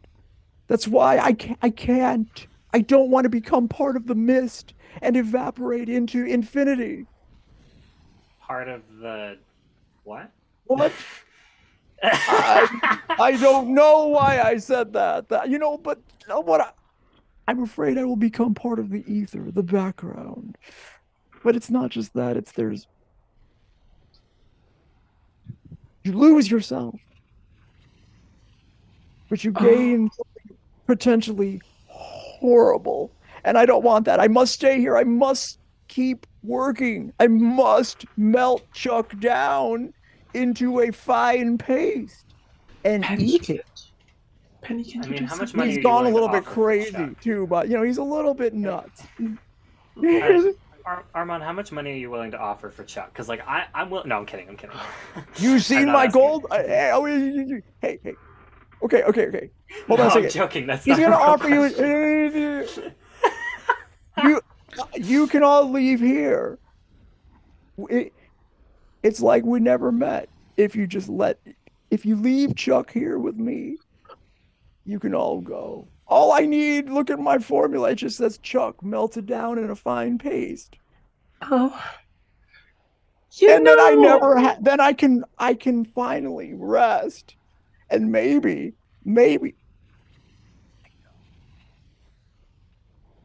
a light goes on in his eyes. What would you give me if I told you how to find the castle? The tower. I think we know how to find it, right? Kind of already. Also, I don't know if No, you don't. He looks. He's back to being middle-aged.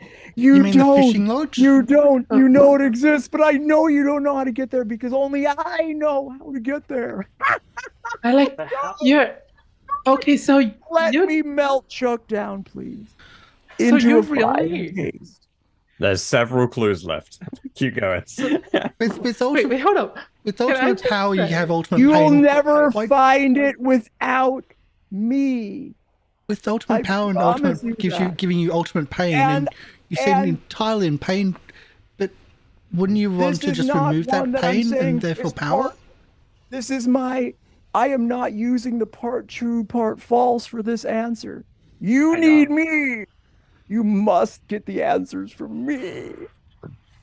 So He pulls out a toothpick brush and says, I would like to brush my teeth with Chuck. Can I just say? Can I'm I just sorry. point out that You haven't even asked me on a date yet, and okay, I guys, no. I have the spotlight still. Yeah. I'm gonna hold the spotlight here so we can get through this. okay? All right, but here's my actual question. Right? Okay. There's a third one of you. you know, there's Esther Monahan, there's Armand Kai. Sorry, there's Crystal Knight, Armand Kai. Who's the third one?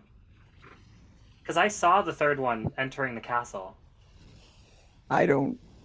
He doesn't know. He doesn't know. There's Huh. there. Oh, you're talking about the Knights of Payne Town.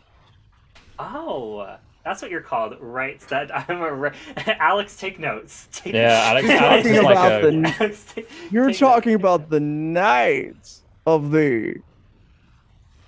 I forget what we're called. The round table. The Payne table. It kind of rings a bell. I don't know. The fishing club. Maybe not. How? Okay, so that's a good question. That's a good answer. I like that. I will take it, even though he didn't tell me who the third knight is. Doesn't know. He doesn't know that. I'll tell you that. He doesn't. Yeah, I like that answer. Gave me enough information. So, Armand, how does one help Corbin Payne? Like, how, if you could do it, right? If and you could do it again, how would you do it this time? You have to heal him. You have to heal him of his pain. You have to heal him with it. And he looks at this like beautiful vial of water. With this. Once it's you have to I must unlock the like way to eternal life, because that's also the way to cleanse somebody. To like heal. That's what I've been wanting to do forever. For all I want to do is heal him, because then I will be healed and the whole city will be healed, and then we could live here and never have to go outside. It's all here. Plus grinding up. Remember, I have to grind up chalk into a fine paste, right? We haven't agreed to that yet. Well, I haven't. It's all here. This is water. This is the most pure water. Final question. Yes. If we helped you, healed you of this pain that you're in, would you help us help Corbin and save the city? Would you still help us? Or is the reason that you're pursuing this because of that pain? Does that make sense? That question? No. Tell me exactly what you're asking. I want to know if we heal him mechanically, right? I want to know, I'm asking him, is this what he's doing? Is it because of the pain that he's in? Is the pursuit of this immortality? Or is he doing it, like, would he do it if he didn't have that pain? Would he still try to heal Corbin if he didn't have that I think pain? at this point he just doesn't want to die now. It doesn't even matter anymore. Like cool. he's way too he's become too Got it. aware of too much metaphysics that's terrified the hell out of him. That I'm trying to impart on you indirectly. Things that, you know. No. Yeah. I'm totally fine with that. Okay. Yeah, Maeve kind of just like looks at everyone and she goes, yeah, we're gonna have to help him. You see the lava starts flowing a little more. Who would like the spotlight now? Somebody, Penny, you have the spotlight. What do you do? Okay. Well, let's try and swing this up, shall we? Let's just set it up. Okay. So he's revealed quite a lot of key details about himself. He's terrified of death. And obviously we all heard that conversation, so we all know what's going on. With that in mind, I remember reading, and the last time we were here, that when we were in the club trying to get the sun back, the person that was talking to Sammy described the various processes that the person has to go through to be cleansed, as it were. Oh yeah. And I'm pretty sure he looks even younger than middle age. He looks like, 30s-ish at the moment when you're talking.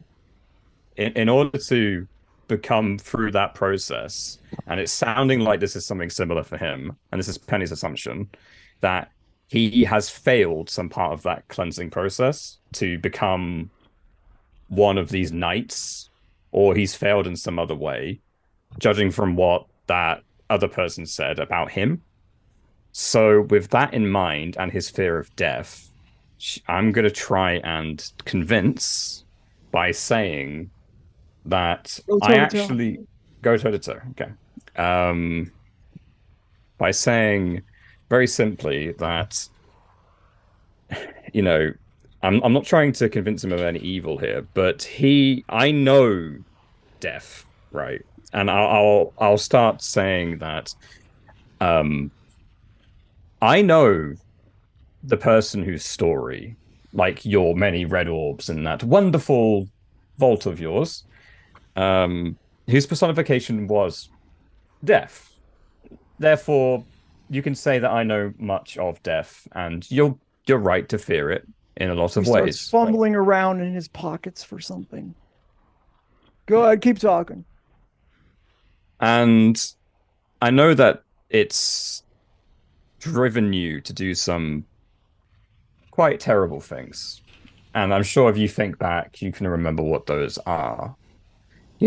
What you did to that person once upon a time. The only thing I fear is if I fail. There is no price that I am unwilling to pay to save me and you two and us all from oblivion. And how do you imagine saving us if your entire purpose is to cap our potential at this one moment? Or when we know more of death than you do. We've met death. You don't know what death is. You met a specter of what you call death. You don't know he looks old as hell again. You don't even, death is not even the right word. You don't even know the word for it. I don't know the word for it. The only thing I can describe it as leaving the city. You never want to do that. Stop thinking about it. What? I have a red pill and a blue pill. You should take the blue pill. He throws them into the moat of lava, but I know you won't. Just like I didn't. Well, what if I was to tell you that? No, almost. What if I was to tell you? What if I was to tell you Go to sleep? I met a wonderful man at a cemetery one day who told me that a specific someone we both know, Mr. Payne, was trying to replace him and control death. Now, your immortality potion, or your way of healing him, your way of healing him and the way of healing you and everything else like that. Yeah. Surely if Corbin Payne is seeking another way of doing so without your knowledge, then that is a quite disturbing thought. Suddenly you are not free of death anymore. In fact, your death is entirely in the hands of somebody else who you cannot escape. And there's a setup. What status are you giving him? I'm trying to make him believe that his connection with Corbin Payne is a negative one, and Corbin Payne is actually acting against his you're going to have to convince him because he thinks he's already been through that, but I'll let you see what you can do. Because of the fact that he failed his cleansing. If you fail, I'm going to give you paralyzed by fear of death 5. That's fine. All right, you can face danger against it. So go to relevant power attacks. Did you give me a chance to face danger against him before for the fear of death? No, because you took it from me. Yeah. But if you try to give him a status, you might be able to face danger too. So. Not without any of my mythos powers. Okay. So relevant power tags. Keep in the spotlight. Talk anyone into anything. Which I feel like is pretty relevant right now. Yeah. Digging around his pockets for something. I have something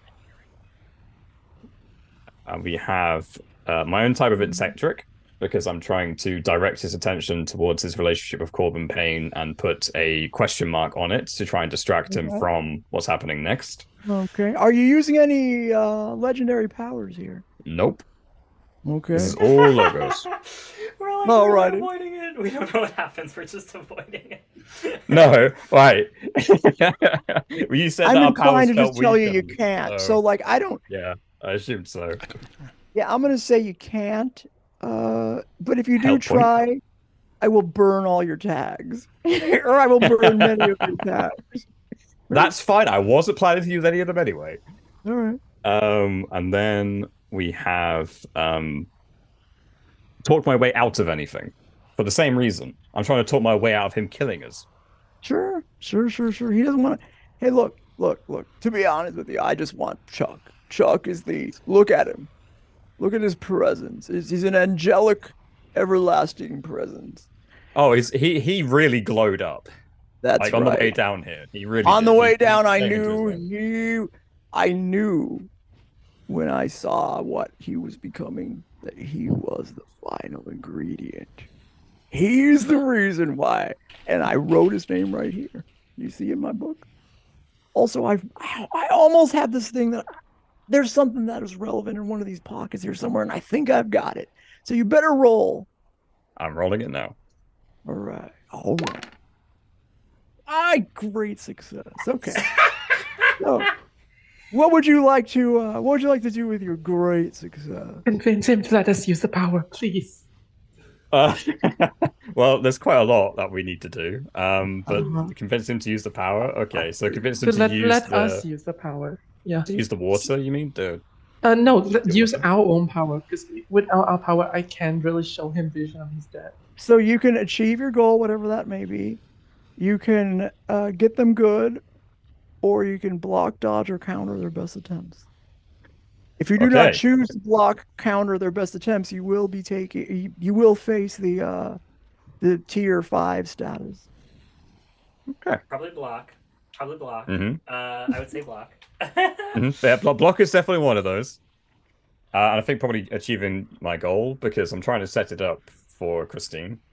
So by instilling that sense of doubt within himself, I'm trying to do that. So my goal is to try and make him think twice about what his control over death is. He's trying to control his own death, but he knows for a fact now that the one person he tried to save that made him feel this sense of dread, this fear of death, is the one that's going to have the hold over him forever if he doesn't help us out in this situation. So, with that in mind, that's what I'm trying to do. Okay, so here's what I will do. Okay, so if you choose that option, he was going to turn to Chuck and promise Chuck actually eternal life.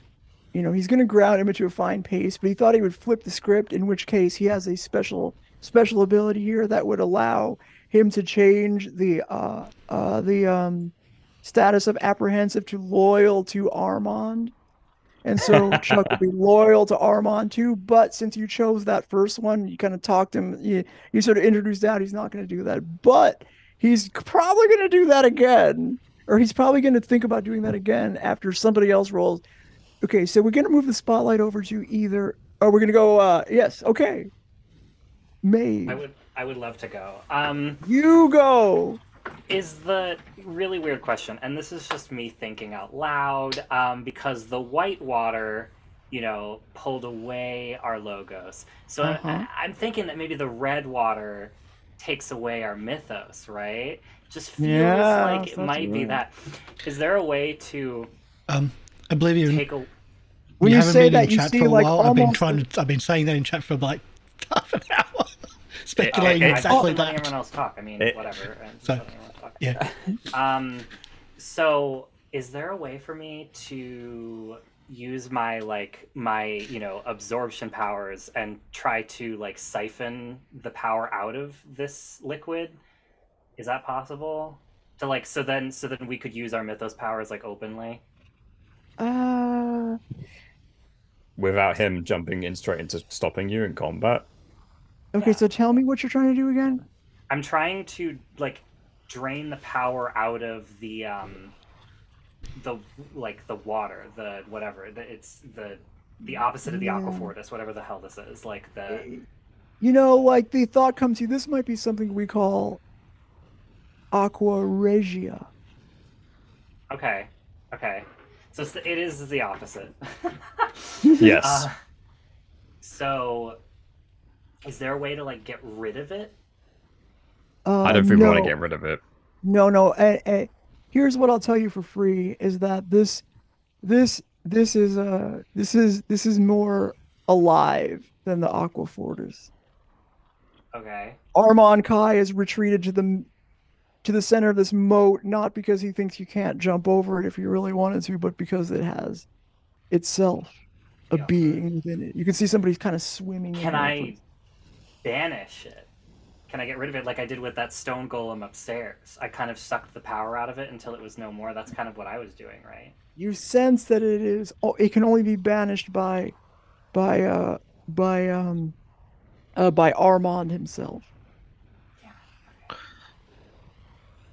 All right. So then my only thing is that I am going to. Oh, this is gonna hurt. I am going to burn one of my power tags on my Mythos theme, to use power augmentation, and I'm going to change the game to give Christine power. So I'm going to try to absorb some power in like the area and transfer it to Christine, so that she can use it in her next move. Okay, hold on a second. Let me. I'm just reading this over because the banish idea, like it seems to be unclear. If you can come up with some theory, I'll let you do it because part of it says it's only within his ability, but now I'm looking at the card and it doesn't necessarily say that. I have a question. Can I suggest a flashback very quickly? That we get some of the water, the Aqua Fortis, its opposite, and then you can chuck it into the red stuff. That would work. Both are here. You can partially vaporize it. I'll let you do that. Both. There's both here. There's the white and the red. Oh, it's both here? Okay, never mind. I think it's just the red, isn't it, around this area? No, there's no white here. Oh, no white. The white got sucked back up into the veins as you fell down to the mine. But there was a golden bucket, so I would like to declare a flashback to carry some of the liquid in the golden bucket, please. Well, no, because the golden bucket was underneath and it got all sucked up into the vortex above. We would have had to get it when we were in the cistern. Yeah, that's what I said in the flashback back then. None of you have like a water bottle or something. Yeah, and it also like got sucked back up. So like I feel like if you tried to bring it down, it would get sucked back up. If it was in a bucket, you'd have to like have like a closed bottle or something. I feel. Chuck exercise. That's right? gold, doesn't it? He gotta have water bottle. Okay. If I you have the spotlight. I'm Avatar. Let's go back to Mavis. My idea. And if you want to get the flashback bonus, you can let us know. My idea was to. I have a power. I have an adoration power to absorb magic from things, and this is a summoned. If this is a summoned thing that Armand can summon, right? He summoned that golem upstairs that I banished by sucking the power out of it. So that's what I'm trying to do. Is I'm trying to absorb the power out of this and to like take it away.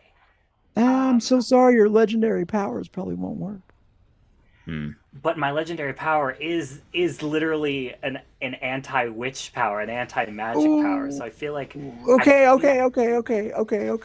I feel like I could wager, like I'm playing devil's advocate. You're trying. I will let you do that. So here's the you thing, can't stack like +4 or whatever. No. Here's the thing. I was going to burn one of my tags, the leave them powerless tag, for a 7+3. To give me an automatic success unless you had any minuses to it. I think because you're trying to absorb the power of something that's literally the antithesis of Mythos powers, that doesn't really track in my mind. To play devil's advocate. Yeah, but okay. But I'm trying to absorb a thing that has the power to absorb things, which is my power. So but it doesn't just absorb things, it negates them, it changes them. Polly, I have a question.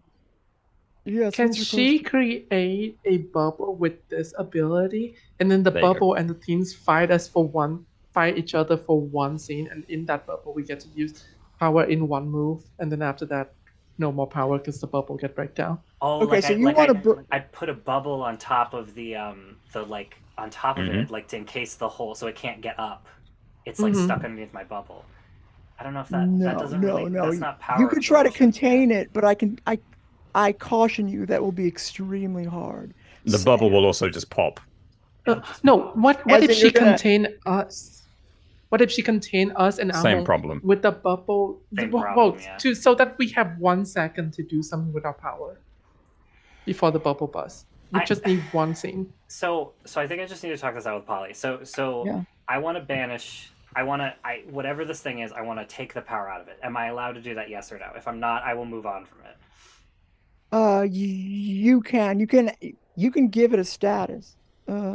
You know, and the ways that I think you can get it is so I'll tell you what here's its status spectrum. It has a contain 6 or vaporize 5. It has banish 3, but it says Armand is the one who can banish it. Right. Okay.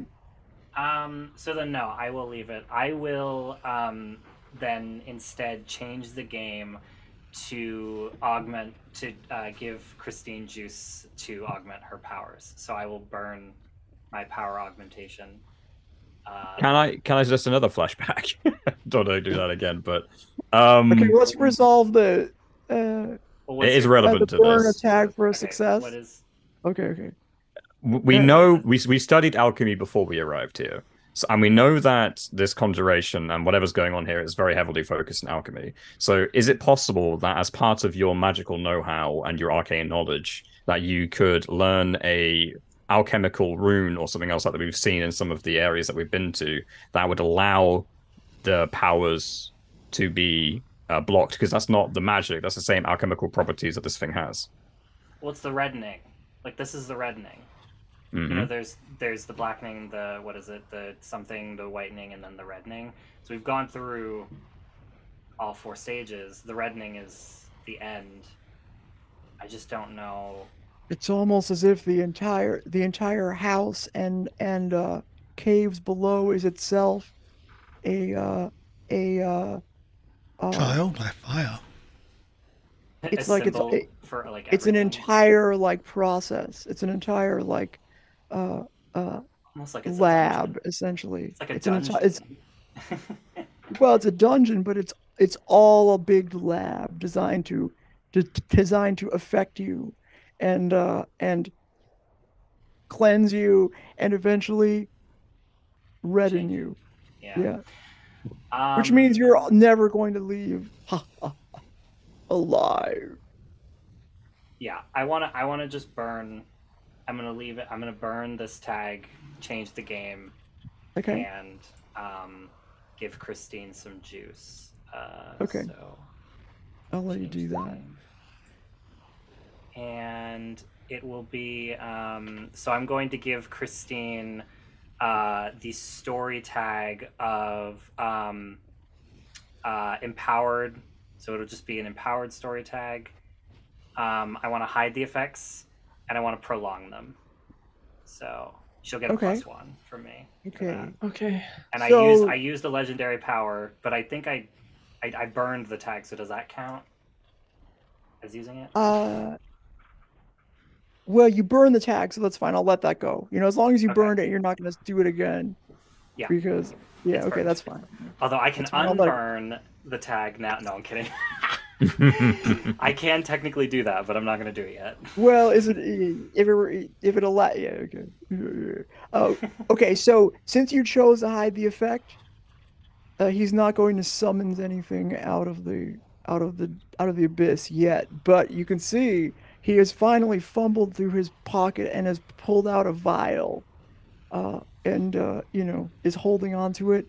We will move the spotlight over to Christine.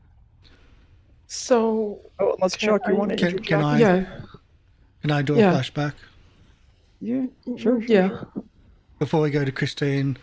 yeah. Meanwhile, all this conversation of everybody like I'm going to be ground to paste, and like I've been quiet for most of this because Sure. I feel that Well, whatever is in me, my story, as Maeve would put it, has been close to the surface. But in here, I feel like I'm almost disappeared. I'm almost nothing.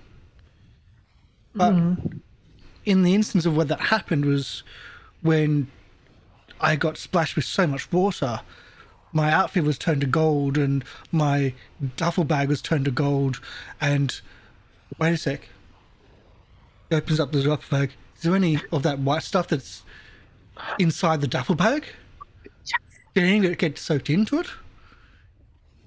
And that's the flashback. I'm going to try to change the game of when he got soaked coming down the spout.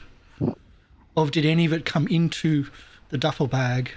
So he might have some of the white aquifer. All right. That would have probably been sucked off of you into the van. But we'll see. You got some special... Well, as we went in, as I got splashed, he had his bag there and it might have gone in and the bag got, his clothing and everything got turned to gold. So the bag also got turned to gold. So I'm sold. I don't have much tags here. It would have been great if I had the last tags from last session, but they're burnt. They're gone.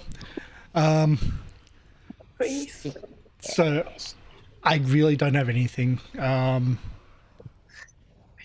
I just need this to work. So I can use my power once. I just need one hit. Trying to. I don't have anything. No tags here. This is a blank slate. Chat point. I don't have any. Oh. So if you're looking right now, chat point. But yeah, I don't have anything on my superpowers. I don't have anything on the cape. Nothing on my hitting the books. Nothing on the hurt. Maybe a combo move is the only thing I can do unless someone's about to use it. I was going to use all of those things. Okay, you use that then. But that's the only thing that I can do. And I'm going to take a minus to it because it is something I should take a minus to because foolhardy gets me into trouble. Oh no, actually, with the OMC's permission, I won't do that. You don't have to do that because I already took the foolhardy. This is just a flashback. Yeah. Oh, the stake is so high. Yep, there's nothing else. Hazmat suit. I got a +1 for my golden hazmat suit. The gold from the only plus I can realistically think I can use. Okay. All right. Because that was active at the time. That's okay. Let's do it. Change the game. Yeah. Don't roll under 6. Okay, there you go. You got you succeeded. You got a power once. You can create a story tag, burn a power tag or story tag, or give or reduce the status. Power for one scene. 1 second of power. I don't know, something. Create a story tag, I guess, with a momentary lapse or momentary empowerment or something. Because how are you empowering Christine with a bag full of chucking it into the red? Yeah. Oh. I think he's disrupting it so I can use my power for one scene, is what he's doing. Yeah, that's all I'm looking to try to do. So if it's reducing the status of the red by 1 juice, or by 1, to try to allow... Yeah. Well, okay, so if you wanted to do that, that wouldn't be a help. Like you could give her this bag, right? Really, here's a bag. It's got like a yeah, you could give Christine bag. You could give Christine the Aquafortis bag, and she can use it by throwing it in when she starts a move. No. Wait. I'd rather him create a story tag allowed to use power in one scene, so I can use my power. Otherwise, all the health point doesn't matter. So that's okay. Okay, so you have to have an actual story tag. The story tag can't be use power during one scene. Disrupted temporarily one. You have to no. It's a bag. It is a Fortis Aquafortis bag. That's what you get. You got to make do with that. That's what Chuck's giving you. Okay. Ounces. I don't know if that'll actually help you, but you can. Or I can throw it into the thing. Well, if you Aquafortis throw bag. it in, that's a different move. That's the new move. That's a the go toe to toe. But then why don't you go toe to toe with it then? Yeah, go toe to toe with the Aquafortis bag. Yeah, that's the only thing I think of do doing. it. Do it, because I want to bring out my elemental. You can see the waves get higher. Armand is ready. He looks like as all this is going on, and he's like, he just looks down. He's like, "What can I do? What can I do?" And he just looks down. And his bag's just sloshing with this white Aquafortis, and it's like you can see Christine about to do something, hopefully monumentous and not killing Chuck. So he unzips the bag and just hurls the bag into the water. Okay. Using go ahead. Going toe to toe using my understanding of physics, and that's about it. Protect the quarterback. Right. That's burnt. That's gone. Oh. Okay. All right. Here we go. We got ourselves. Like that's gone.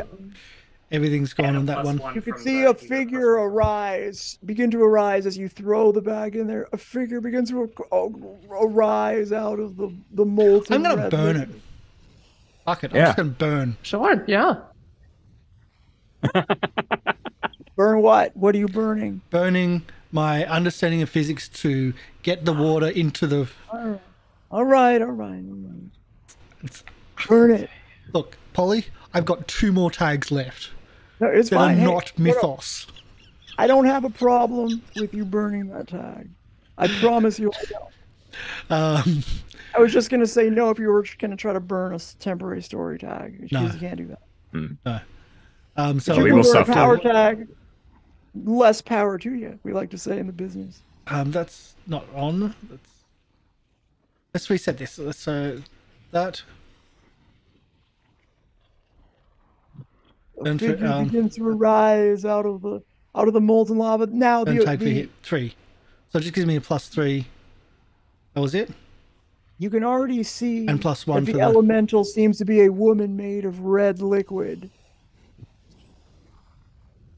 Kind of a sexy looking figure coming out of the doesn't look like Esther, does it? Looks like a voluptuous deadly red elemental floating on a wave of aqua regia. Just checking I've got anything in here because I don't use this one very often. No, okay, let's do it. Throw the coconut water. I believe in you. Go toe to toe. It ends up being a +4 somehow with it going. Yeah. All right. I don't know what happened there, but let's do it. There you go. So you got 4. You can choose 2. You can block, dodge, counter their best attempts, get them good, or achieve your goal.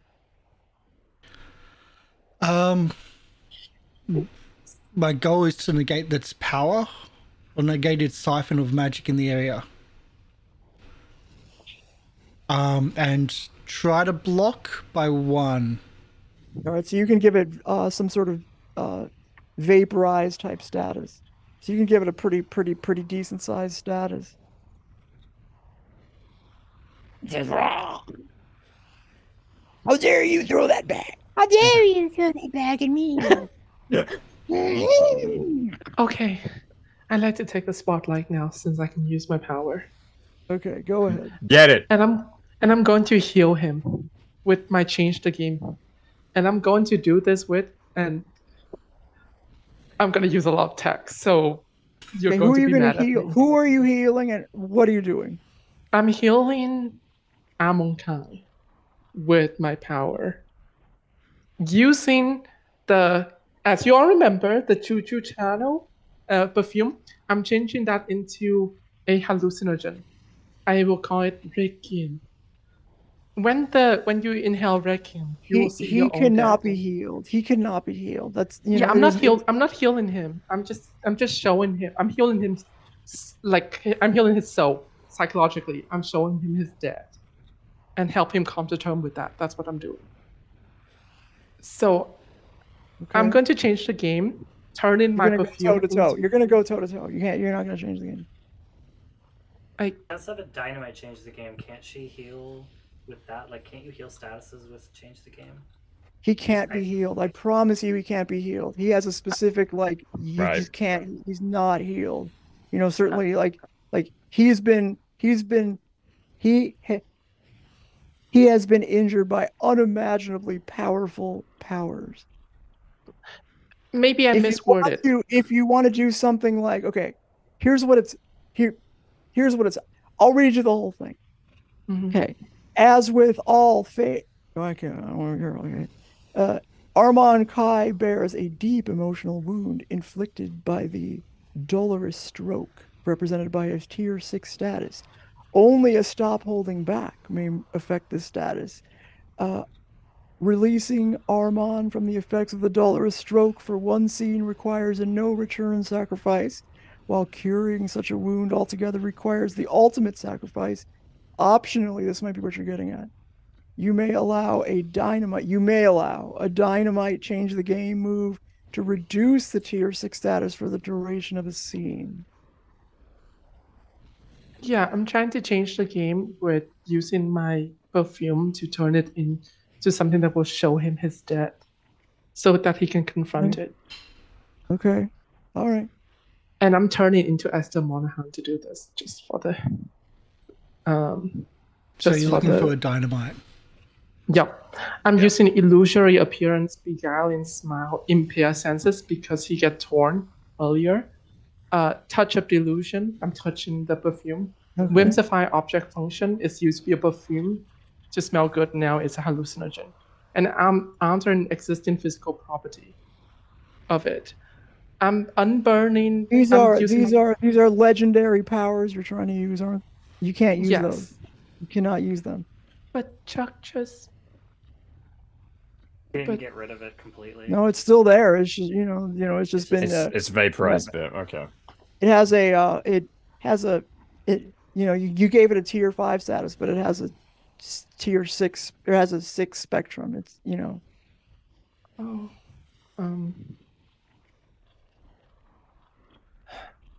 How about this? Somebody can have the spotlight. Yep. I don't know. I mean, there's something we can do to combo into that. This is the red stuff is the antithesis of Mythos. He's hurt by a Mythos. If we can make him drink it, maybe it will cure him. Quote unquote. I can't help him without my power. I'm sorry. Yeah, I know. It's okay. You can do stop holding back if you want to do something like that. That's the only thing you do if you want to directly use your powers. You have to you have to reach the level of the legendary or the super the super legendary. Yeah. If I wanted to kill him, what kind of stop holding back would that be? There's no mechanical way that you can. I would have to make that up on the spot. Yeah, I mean, you would have to sell me on a story that would work narratively, and it would affect your character dramatically. We could come up with something like that collaboratively, I think, but there's no way to do it. There's no specific way written down on that one. Right. If this is the last stage of the reddening, right? Is there any way we can convince him to take that last step? Because he seems like his fear of death is the one thing that's nailing him down to whatever's going on right now. So I'm wondering if there's a way maybe we can convince him to walk into the water of his own accord or drink it or something. Because if the water is the anti-mythos, right? Surely that would neutralize him. I don't think it would kill him. I don't know. Can somebody get rid of that Reggie? No. No. Okay. No, I can't. I already tried. Now he's a master alchemist, right? So the thing I'm describing is him putting together something. He can 3 times per scene make a transmutation hard move as an intrusion, which means he can now start dealing damage to you directly. I want to stop holding back to heal his strike. His stroke, sorry. Do you say stroke or strike? Dolorous stroke. It's called. He has a tier 6 status called Dolorous Stroke. Wasn't a no return sacrifice though? It was I want to heal it forever. Yeah, if you want to do that, that's an ultimate sacrifice. Yeah, I'll do it. Okay, this is gonna. I'm about to cry because I know exactly what I'm gonna do here. Oh, no. So I would like to stop holding back with an ultimate sacrifice, and I will sacrifice my wand relic instead. So I will I'll get a 10 plus. I'll get a 10 plus ultimate sacrifice. Automatic success. And I will not kill him. I'm going to heal, like take away his stroke. So yeah, Maeve is going to can I narratively describe it? Would you mind? You have you not only can you you even have to tell me what happens to Armand. I'll tell you. You know, like what kind of person he becomes. It's all you. Like you're gonna drive the story here. And it's only gonna cost you an entire theme. An entire theme. It's my first Mythos theme, guys. This is okay. It's better than what I was about to do and putting a poll in chat, which was to do the ultimate sacrifice just against the red thing. Hold on, I have to roll it until it says. Oh no, I don't have to. No, I don't have to roll it. Sorry, I'm just rolling it so that people know what it says, but that's not actually the roll. So I am going to use the ultimate unlock, which is when I use my relic to stop holding back. I can forego the roll and take an automatic 10, and then I basically mark 3 fade on the theme, which makes it vanish. So Maeve is going to, she notices that like Christine's powers are not working, and everyone else's powers are not working, and like the idea of what Armand says in her head rings true, where he says like you're powerless, like you don't have power here. When he said that, like whatever he said back then. Because I forgot and I'm very tired. So he basically said like you are powerless. You can't do anything to stop me. And she was like, oh, I can. So in hearing like that he has this stroke on him, this thing that's connecting him to Corbin Payne, she dips down into the witch, but instead of like melding with her this time, she kind of like, instead of like giving up her humanity, like she like almost melds with it, right? They're together, one person. And her wand turns into like this giant staff that you saw before, and the Aqua Regis like gets covered with a bubble, and she walks to him as the her outfit transforms into like the dress of the witch. And as she gets closer to Armand, he probably like backs up because he's like, how the hell is she like containing his powers like this? And she takes her hand as it like glows with this purple energy, and she just touches him. And you see like all of this like darkness get absorbed out of him and into her for like just a second. And then she just goes like this, and it flies out of her hands, and all the darkness spreads everywhere. And the staff itself snaps in half. And she, you actually see like she snaps it, and it breaks into a million pieces. And she looks at it, and her voice kind of echoes, and she goes, oh, well, I didn't need it anymore. It was holding me back. And Armand, all the darkness from Corbin Payne has been absorbed from him. All that pain that he felt. He might still have like some kind of secret pain, but that stroke is gone. He is whoever he was before that. And he is on the ground, knelt down, because that was a lot. I took a lot out of him, all that pain and suffering of the years. And he looks up, and she holds out her hand, and she goes, now let's change the world for the better, yes? That's it. Yeah, he's like, give me more time. Like how old are you gonna set him as? Using your power. He's young again. He's young again. I took away all Oh, that. that's all he He's- ever wanted. You he's- can see like he's dumbfounded and grateful and But he renewed will but he will age and die, but he has one more shot to live life to the fullest, which I think like she's hoping that he will, especially since he doesn't have the stroke anymore. He's not Yeah. immortal. But yeah. I feel I'm gonna cry, guys. I'm gonna cry. I've been planning this since I bought this. It was a beautiful moment. wow. Yeah. Okay. So like wow. Okay. So tell me this. Okay. So we're gonna do the last move of the the game. Oh wait. Sorry. He is grateful to you, and he says, "The only thing I can do to repay you is or to yes, let's do good here."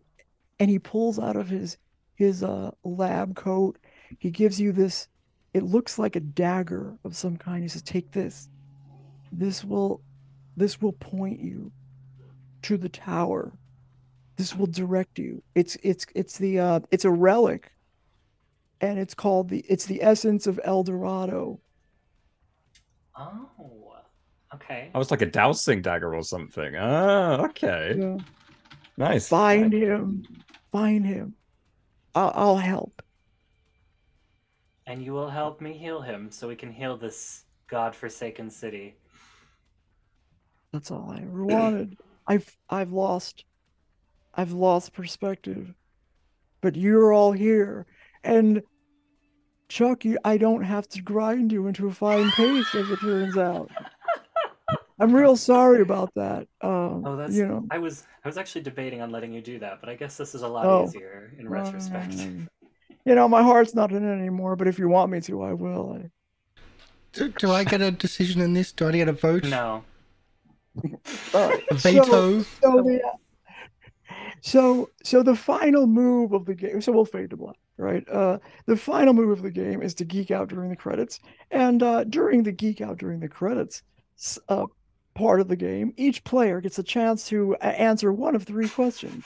How has the crew grown this session? Which character had the most meaningful interaction with your character session? And which of your themes is under the most strain? Or if it collapses, which some of them did, which new aspect will appear in its place? Because you can't always figure out ahead, we sort of take volunteers. Let's go with Chuck first, and then we'll go in overlay order. Theme under the most strain. My routine. My last bastion of humanity. It's under a lot of strain. What replaces it? Avatar. What kind of avatar would you be if it He would be the guardian angel of the city. Oh wow. You could still play as an avatar. That's a playable character. I was about to stop holding back just on the red thing before Maeve, all right. Maeve did it on him. Which would have cost me at least one tag, at least one crack if I passed, 2 if I failed, I'm sure. Yeah. Which would have been Avatar. Yeah. Wow, that would have been something else. So and yet we could see that. And yet Oblivion did that, changing her character dramatically. Yeah. Again, this is the second time that I've done this to beat a boss, just so we know. I did this last time. I stopped holding back last time, also. I did it too to defeat a boss, and so did I. and changed my character ultimately as well. It happens, but that's what's happening in Chuck's character. Nice. This case was supposed to drive dramatic character changes, so I'm glad you played along. I appreciate that. All right, next up, our savior of the game here, the one that sort of brought this together. I don't know how you were going to do it. That made very good sense, and we thank you. Mavis, tell us which of the 3 you're going to choose. Yeah. I want to take a help point on. First of all, I want to unburn Got Each Other's Back for free because we have that. Okay. I'm also going to use my Draw on the Roots of a Legend. Once per session, recover number of burnt Mythos power tags equal to your Mythos rating. So I get to unburn that power augmentation that I burned earlier for free. I am going to take a help point on Penny because I feel like Penny and I didn't have that much interaction this session, but she did try to figure out other ways for us to do things without just like resorting to me specifically, which is all Maeve really asks, is that we at least like try to come up with different solutions that aren't just like her, because she's realizing very quickly that she is the like thing helping everyone stay afloat and not die, and it's giving her a lot of anxiety. So I'll take a help point on Penny because I also don't have one, and she's my girlfriend. I don't have to say that I need to take one when I just want one. But yeah, I would can also we get like relationship help points? Is that a thing? Can we get relationship help points? Also, yeah, my relic is gone, and it's going to be replaced with a expression theme to create bubbles because Maeve is now pushing, because I can actually replace my Mythos themes with Mythos themes because I have freedom of choice. So she's going to, instead of using the wand, which she used to absorb all the stroke and exploded the wand with it, she is going to have it just create bubbles with her own power from her own hands, because now the wand, it's not the wand, right? It's not the witch. The witch is her. That was her accepting the witch. Now the witch is her. She is the witch. She now can use the witch's powers without a wand as a it's cool how that worked out, because you knew that was going to happen at some point, and this was the dramatic time where you finally accepted yourself, finally and truly. So I like that. That worked out. That was a good little story arc. Anyone that watched from the beginning, that is watching this right now, will remember that Maeve came in saying that she wanted to get rid of the wand, and now it is gone. But the myth is not gone. She's still here. Yeah, did it feel not the way she expected? To snap the wand? No, I want to cry. I want to tape it back together. I'm like, buy another one. I was really scared that it would snap and do one of those things where it like breaks into a million pieces because I didn't know. I thought it like cut you or something in the face, like I was scared, like but it snapped right in half because it's $1. I feel like I definitely knew it was gonna. Anyways. Yeah, I am Oblivivian. I stream on Saturdays. You can go follow my Twitch. I don't have any more social media, but you can follow me on Twitter just for the funnies. And I'm here every Sunday playing a character that is not a bad person. Yeah, well, yeah. I mean, there's always the risk. Okay, next up, Penny. Tell us which one of the choices do you choose, and tell us who you are and where we can find you. This is tough. Right, this whole session was a grind, and like a really good grind. Lots of people did a lot of things which were important. It was a tough one. I genuinely think the most meaningful interaction of your character this session, following along the same purview as Vivian said, is Chuck running with the water idea and trying to use that in a productive way to enable the combo move to go further. Because honestly, I was stumped when I realized we couldn't grab it, and he came up with a really clever solution. So I feel like that kind of, even though it wasn't an interaction between characters like per se, it was interaction between flashbacks. It was still a very clever direction to take that in. So I'm going to say Chuck gets a help point. I could see you trying and trying and trying, like, and so I was thinking the same. It's like, what can I? Yeah, how? Yeah, it was really clever. I really like that. Good fun. Okay, help point for Chuck. My name is Paul. I have the pleasure of playing on several streams. I like to stream around. You can see me on the Galibond Twitch stream. It's coming up again soon. He recently had a run-in with Hurricane Ian, which wrecked his house. So understandably, he's been a bit busy. I'm over on the Action Sturge YouTube channel. They're primarily uploading to there now because their schedule is crazy, as is life with all these things. I'm on the Exploding Kittens podcast, and I'm also on the Gaijin Games YouTube channel as well.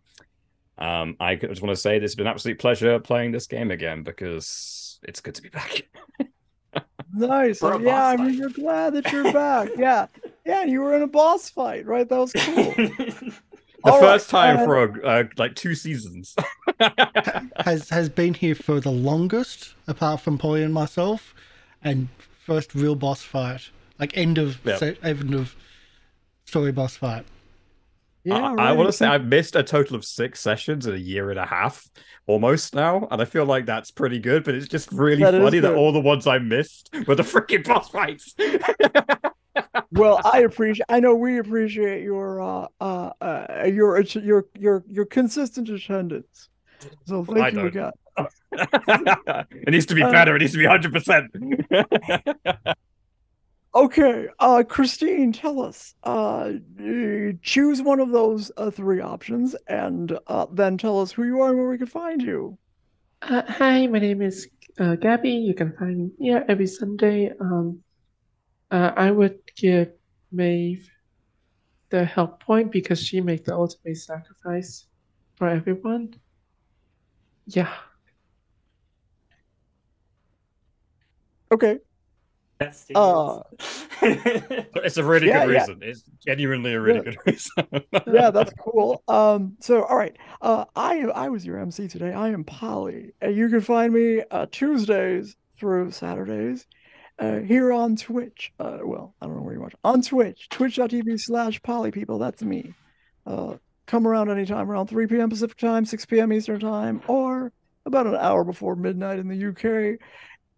Thank you very much. We will be back. There's technically only 3 more cases in this entire Knights of Payne Town adventure path, but there is a secret case that maybe you might delve into, in part at least next week. We'll see. All right, back to you, Karsh. So next week we're doing probably something different because we're not here. Well, we are here, but there you go. This was going to be the last one of the season. Okay. I think I could be wrong. We could still be back, but I believe there's not enough people to really go on the regular show. And Kristix has said that they wanted to do something themselves. So they were going to be doing their City Mist or their one shot for I'm trying to think. Monster of the Week, one shot. That's it. So we should be back next week, but doing Monster of the Week and doing that. Hopefully everyone's had a fun time. It's been fun. I was restrained all the session, but I still had fun. And I stuffed up the rules last session, so that was all on me anyway. This was a tough one. It was a tough one. I didn't know how you were going to do it. You know, like... you had to sacrifice something about your character, and it was cool that Viv had basically the exact thing that you might need. And we healed someone that can help us heal Cormid Payne, maybe. So that's good. Right. And others, yes, it's huge. And others. Stuff. So we're going to be doing a raid. So we're going to be raiding Guild Superior. I don't believe they've ever raided them before. They're playing Blade Runner. Blade Runner isn't out yet. Blade Runner is still, I don't know how, I know how they've got it, but they're running off PDF. But Blade Runner, they've kickstarted like I've kickstarted. They're running off that. I just haven't got physical books yet, which I'm really annoyed because we get them hopefully soon. But it's really cool. It's from Free League Publishing. I'm a big fan of Free League Publishing. They've helped the channel out themselves. So that's where we're rating. Thank you, everyone. We're going to be a little bit weird with some of our shows from after this week because it's the holiday season. This pretty much happens. So we'll see what we're doing with all the shows. And we're going to be running up and working on a final end of year show, which is going to be my birthday stream and also the end of year stream on the 29th of December. And I've finally keyed down to what I'm actually going to be doing. I'm going to be doing an introduction to Advanced Dungeons and Dragons 2nd edition. That is the full, so audio CD included is the full title. It's a really dodgy game. I'm looking to have everybody go as really full out as possible, over the top characterizations, and it's silly. It's going to be fun, and also it's a fundraiser for the channel. But thank you everyone for coming in. Let's do that raid, and thank you of course everyone here because they're amazing. So see you soon. Thank you everybody. Economist for the 5 gift subs. Yes, thanks for those subs. Really appreciate it.